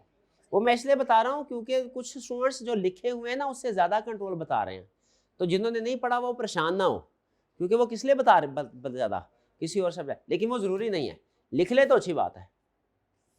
डन जी। अच्छा नेक्स्ट आगे चले। Using the correct version, system आ गया, खरीद लिया, उसमें चेंज कर भी ली और अनऑथराइज्ड चेंज से बचा भी लिया। अब हमारा सिस्टम ऐसा है कि सीए के लिए अलग है, एसीसीए के लिए अलग है, 2 सिस्टम हैं। क्या करेक्ट टाइम पे, करेक्ट प्लेस पे, करेक्ट वर्जन यूज होना चाहिए? जैसे बाज़ का फास्ट फूड रेस्टोरेंट में भी सिस्टम होता है ना, उसके डिफरेंट वर्जन होते हैं, स्टैंडर्ड वर्जन और मिडनाइट डील्स के लिए और 12 बजे के बाद जब आप ऑर्डर देते हैं ना ऑटोमेटिकली प्राइस चेंज हो जाती है। तो याद रखें, एक ही सॉफ्टवेयर के बाज़ औक़ात डिफरेंट वर्जन होते हैं। आपने डिसाइड क्या करना है, करेक्ट, हाँ किस टाइम पे कौन सा वर्जन करेक्ट है, ठीक है। एम्प्लॉय की टैक्स की कैलकुलेशन, इस साल में रेट थोड़े से कम है सैलरीड पर्सन के, अगर वो एम्प्लॉयज की टैक्स की कैलकुलेशन पिछले साल के टैक्स के रेट के मुताबिक कर दें, क्या करेक्ट वर्जन यूज किया आपने? एम्प्लॉय तो आ जाएगा, कहेगा भैया सैलरी निकालो मेरे। तो नेक्स्ट कंट्रोल क्या है कि जब आपने यूज करना है तो करेक्ट वर्जन यूज करना है। करेक्ट वर्जन यूज करने के लिए क्या कर सकते हैं, अगर तो सिस्टम आपका स्टाफ ज्यादा है, स्टाफ को ट्रेन करें। क्या है, स्टाफ 12 बजे से पहले जो इनवाइस बनाओ वो स्टैंडर्ड डेट पे बनाना, 12 बजे के बाद मिडनाइट डील के मुताबिक बनाना, करेक्ट वर्जन। या automatic job scheduling. Automatic job scheduling का मतलब क्या, ऑटोमेटिकली सिस्टम में लिख दीजिए कि जैसे ही 12 बजे आपने फौरन शिफ्ट हो जाना है मिडनाइट डील की तरफ। सुपरवाइजर स्टाफ को मॉनिटर करे, अच्छा भाई इस वक्त टाइम है 11:30 बजे, ये तुमने इनवाइस बनाई है, जरा दिखाओ स्टैंडर्ड डेट पे बनाई है कि मिडनाइट डेट पे बनाई है। ये क्या होगा, सुपरवाइजर। सुपरवाइजर यानी एम्प्लॉइज को ट्रेनिंग दे दी, वो भी अच्छा कंट्रोल है। ट्रेनिंग देने के बाद उनके ऊपर नजर रखनी चाहिए कि नहीं कि काम ठीक कर रहे हैं कहते हैं, करेक्ट वर्जन। और क्या है, have management periodically review the version in use. Management भी periodically, top level management director भी देखते रहे कि क्या सही वर्जन यूज कर रहे हैं। ऐसा तो नहीं 2026 में 2025 की टैक्स सिस्टम को यूज कर लिया, वही रेट लग रहे हैं 2025 के। ठीक है, आपने शायद कहीं लॉ में या किसी और जगह पढ़ा होगा कि कंपनीज ने अपना रिकॉर्ड मेंटेन करना होता है 10 साल तक, तो उसमें रिस्क क्या होता है भला, वो पुराना रिकॉर्ड बाद का यूज हो जाता है। कह रहा है उससे बचना आपने। डन। तो अभी तक कितने कंट्रोल्स हो गए आईटी जनरल कंट्रोल में, कौन कौन से, acquisition, control over acquisition, program changes, prevent unauthorised changes, using correct version, और फिर एक्सेस कंट्रोल। एक्सेस कंट्रोल का मतलब क्या है, ये भी पढ़ा हुआ है, बेफिक्र रहें। एक्सेस कंट्रोल का मतलब है खबरदार हमारे एसेट के करीब किसी को नहीं आने देना। अब आप ना चीजों को दो तरह से एक्सेस कर सकते हैं, एक है फिजिकल एक्सेस, एक है लॉजिकल। फिजिकल एक्सेस का मतलब होता है कि एसेट्स को, अपने टेंजिबल एसेट्स को बचाना, उसके लिए फिजिकल एक्सेस कंट्रोल है। और इनटेंजिबल एसेट्स को बचाना लॉजिकल है। फिजिकल एसेट्स क्या होते हैं भला, कंप्यूटर, शाबाश, माउस, कीबोर्ड, कैमरा, इनको कैसे बचाएंगे, कैसे, फिजिकल एक्सेस कंट्रोल की एग्जांपल बताएं। सिक्योरिटी गार्ड आ गया, सीसीटीवी कैमरा आ गया, और बायोमेट्रिक सिस्टम के जरिए से अनलॉक हो सकता है, और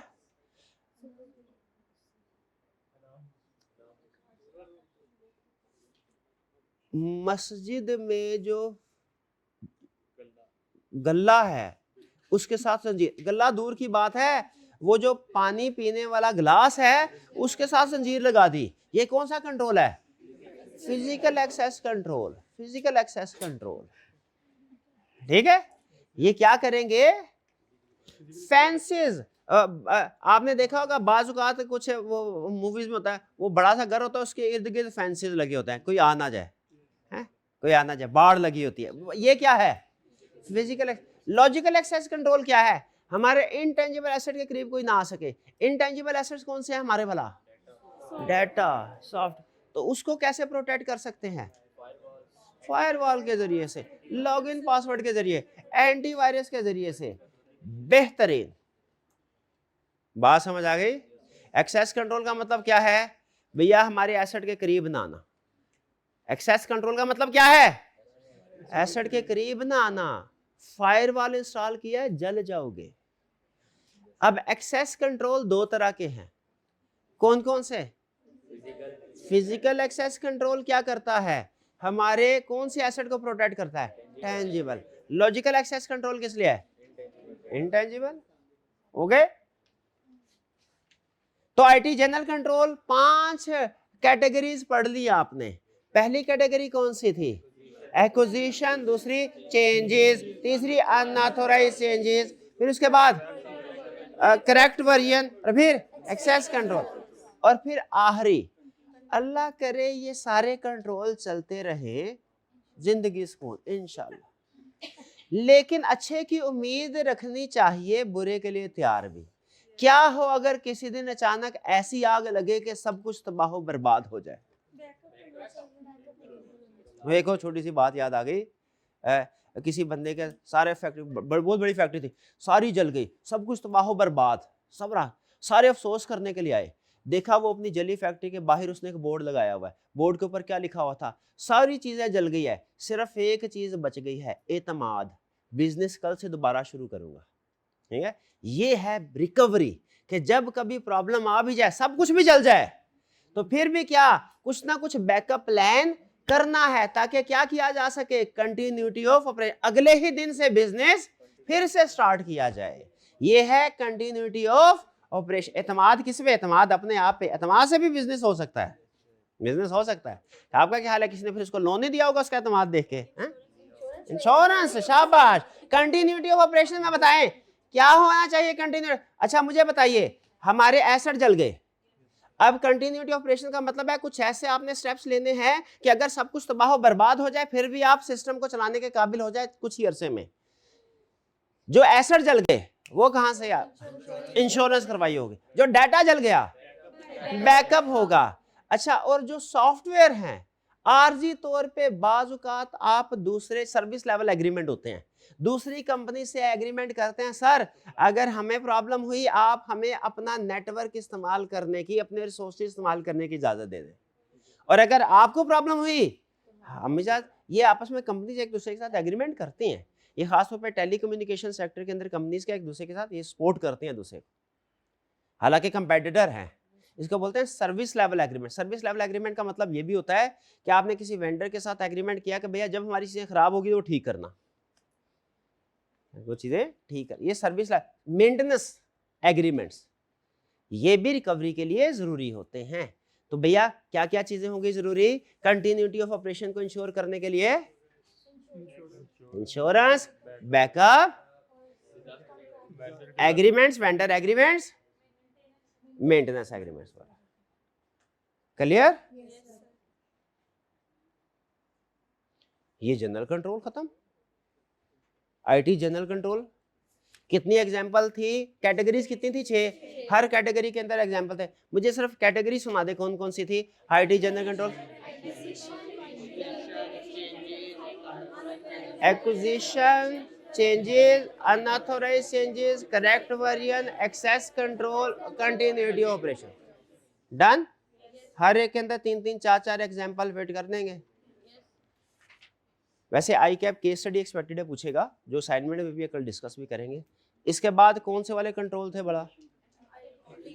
अब आप कह रहे होंगे सर एप्लीकेशन कंट्रोल तो बहुत मुश्किल है, कहीं बोले बोले सर एप्लीकेशन कंट्रोल।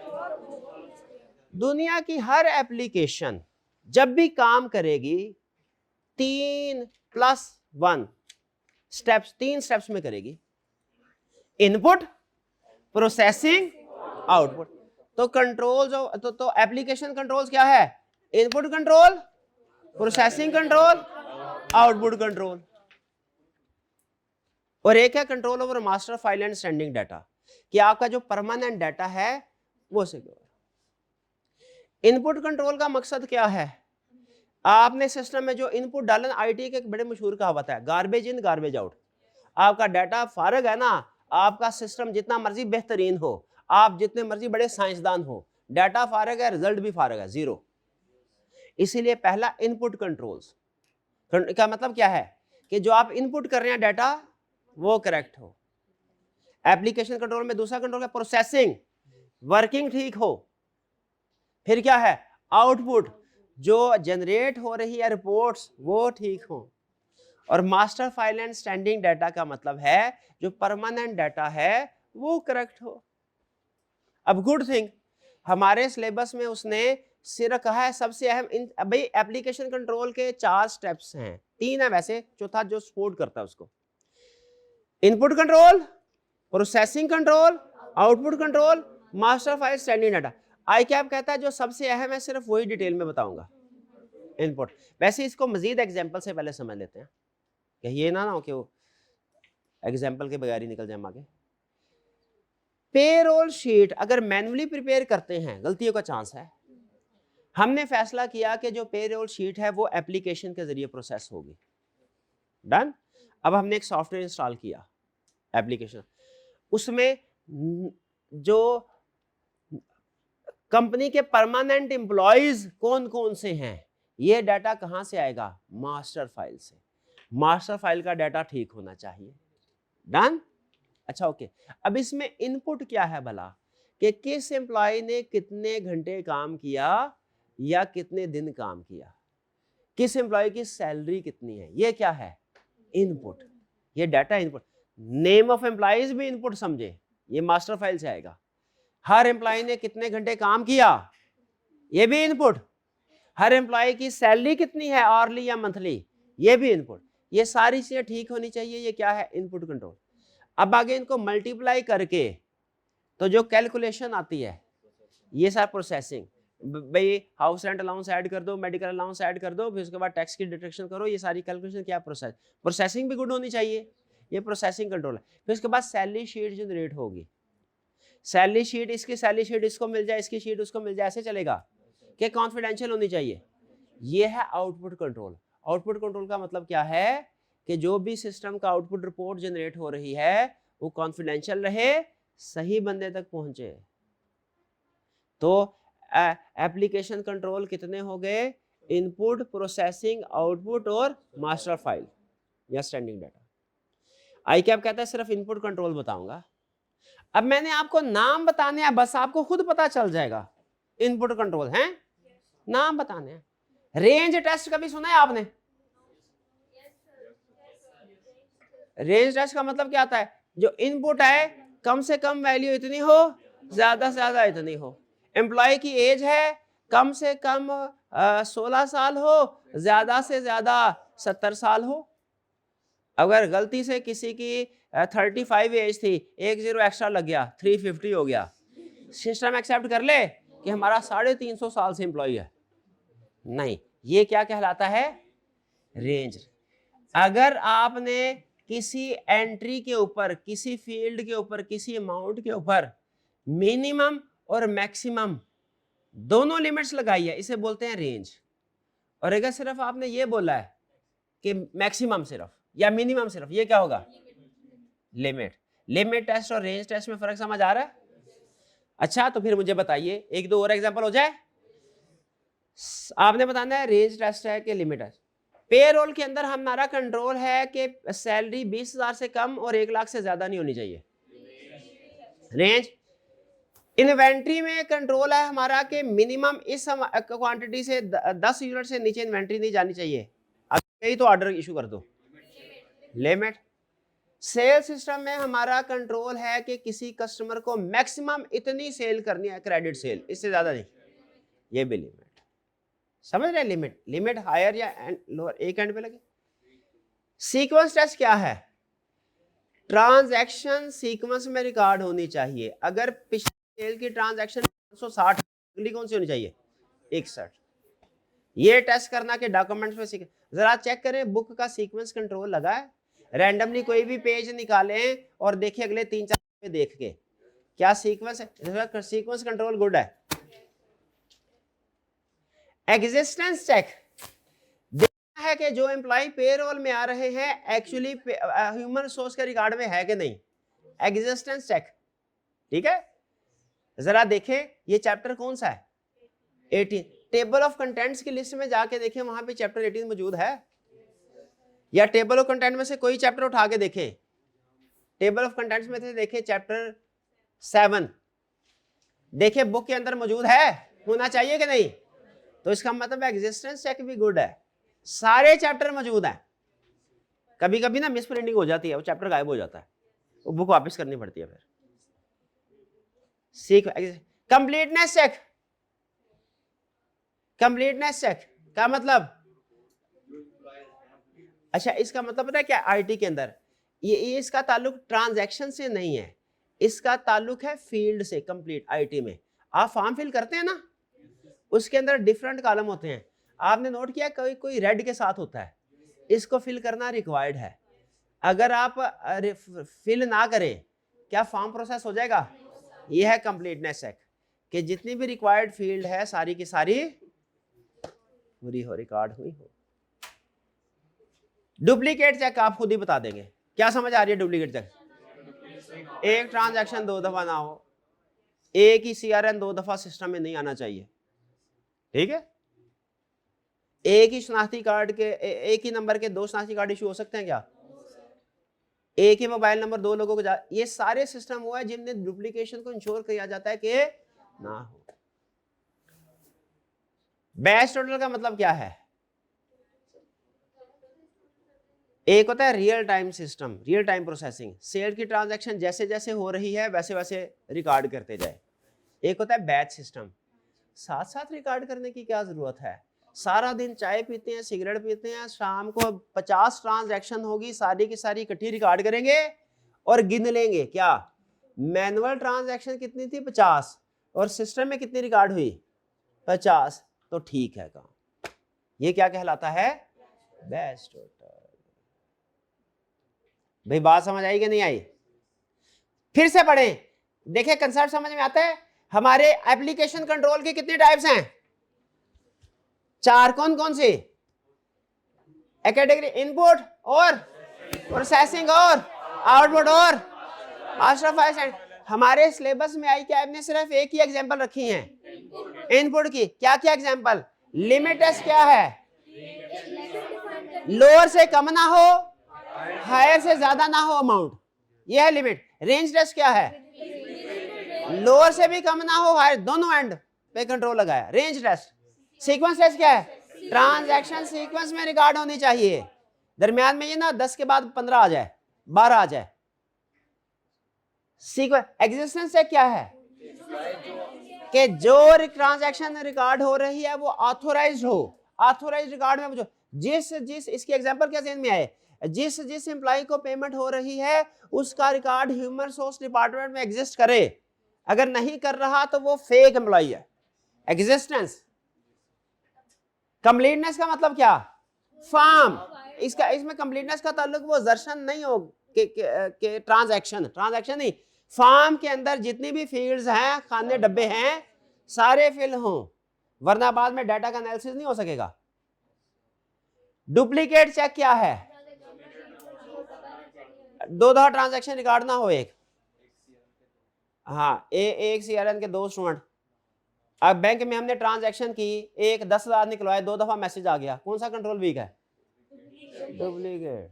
बाद में रिवर्स हो जाती है, टेंशन हो जाती है, एक दफा में होती है ना कभी डुप्लीकेट, नहीं होनी चाहिए। जो बैच टोटल का मतलब क्या है? सारी ट्रांजैक्शन को डे एंड पे एक ही दफा रिकॉर्ड करना और फिर चेक करना कि सही रिकॉर्ड किया है कि नहीं। कैसे? मैनुअल काउंट कर लें, सिस्टम में जो रिकॉर्ड होगा। चेक डिजिट ये आपको बाद में समझाऊंगा, सिर्फ एक याद करवा दूं आपको।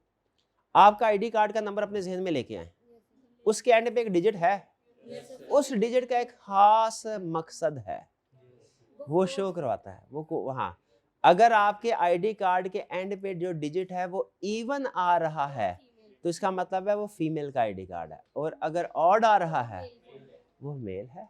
भाई का आईडी कार्ड नंबर पूछा, ये जासूस है, इंडिया का जासूस, इसने आके बता दिया एंड पे आईडी कार्ड नंबर क्या है, इसने एंड में कह दिया 4। हमारा तो आधार कार्ड में 4 आ जाता है, हमने कहा उधर आता होगा। ये है, पकड़ा गया कि नहीं पकड़ा गया? अपने आईडी कार्ड का नंबर पूछा। तो ये चेक डिजिट ऐसा एक्स्ट्रा डिजिट होता है जो किसी मेन कोड के एंड पे ऐड किया जाता है, ये एक्यूरेसी को इंश्योर करता है। अगर आप वो कोड गलत कर देना तो पकड़े जाते हैं, एंड में कोड से पकड़े जाते हैं, ठीक है? तो ये चेक डिजिट क्या होता है? एक्स्ट्रा डिजिट जो आपकी आईडी कार्ड की तरह किसी कोड के एंड में ऐड किया जाता है, जो इंश्योर करता है, ये एक तरह से सिक्योरिटी गार्ड का काम करता है कि आपका जो पिछली इंफॉर्मेशन है वो अनचेंज हो। अगर पिछली इंफॉर्मेशन को चेंज करें ना तो चेक डिजिट चेंज हो जाता है, तो फिर पता चल जाएगा ये आपने पिछला डिजिट गलत। ये बेसिकली चेक डिजिट होता है 5369। इसको 5639 कभी कभी एंटर कर देते हैं ना, काउंटिंग में मैं गलती करता होता था। अगर ये ट्रांसपोजिशन एरर को खत्म करने के लिए चेक डिजिट होता है। कुछ बात समझ आई है? ओके, चलिए अब सिर्फ एक काम करना है आपने, बस ये खत्म हो गया, आईआईटी खत्म हो गया। मुश्किल तो नहीं था, छोटे छोटे कंसेप्ट थे, मुश्किल तो कोई ऐसा कंसेप्ट जो आप कहें सर समझ ही नहीं आया है? कोई ऐसा कंसेप्ट? भाई इजी था कि नहीं? अच्छा मैं वैसे आपसे पूछ रहा हूं, ये जो इजी था, इसको एग्जाम्पल के साथ आपने लिंक करते रहना है कंसेप्ट को। एग्जाम्पल से लिंक करेंगे इजी होगा, याद भी रहेगा। जहां रट्टे की तरफ आएंगे ना आईटी उधर जेन से निकल जाती है। अच्छा मुझे बताइए, आपके सामने कुछ एक्टिविटी रख रहा हूं, आपने सिर्फ ये बताना है गुड थिंग के बैड थिंग है। क्रेडिट लिमिट चेक नहीं हो रही। क्रेडिट लिमिट पता है क्या होता है? क्रेडिट अप्रूवल ज़बानी कलाम में दी जा रही है। क्रेडिट जो है डॉक्यूमेंटेशन के बगैर अलाउ किया जा रहा है। सेल इनवॉइस को रीचेक किया जा रहा है। हाँ गुड है, चलते चलते भी बैठ जाना करते। सेल्स टीम खुद ही डिसाइड कर रही है किसको उधार देना है किसको नहीं, अलग से क्रेडिट डिपार्टमेंट नहीं है। क्योंकि सेल्स अपनी सेल्स को बढ़ाने के लिए हर अरे गहरे को उधार देते जाएंगे, रिश्तेदारों को। हाँ बिल्कुल। इनवॉइस जो है उसको बनाने के लिए गुड डिस्पैच नोट चेक नहीं किया जा रहा, मैच नहीं किया जा रहा। ये पढ़ा हुआ ना गुड डिस्पैच नोट। रिकंसिलिएशन नहीं बनाई जा रही कंट्रोल अकाउंट के। इनवॉइस को रिकॉर्ड होने के बाद भी चेंज किया जा सकता है और लॉग भी मेंटेन नहीं हो रहा कोई। Delivery note customer sign, customer को चीजें दे रहे हैं उससे एक्नॉलेजमेंट नहीं ले रहे कि अब वसूल पाई चीजें। बैड क्यों भला? कस्टमर बाद में मुकर जाएगा, कहेगा मैंने तो वसूल ही नहीं की। गुड्स डिस्पैच कर दी, कभी इनवॉइस जनरेट ही नहीं की। स्टाफ लिमिट से ज्यादा डिस्काउंट दे रहा है जितनी लाओ की, कि भैया 10% डिस्काउंट दे, 20% डिस्काउंट दे रहा है। सेलिंग प्राइस सिस्टम को चेंज कर रहा है वही प्रोग्रामर। बैड।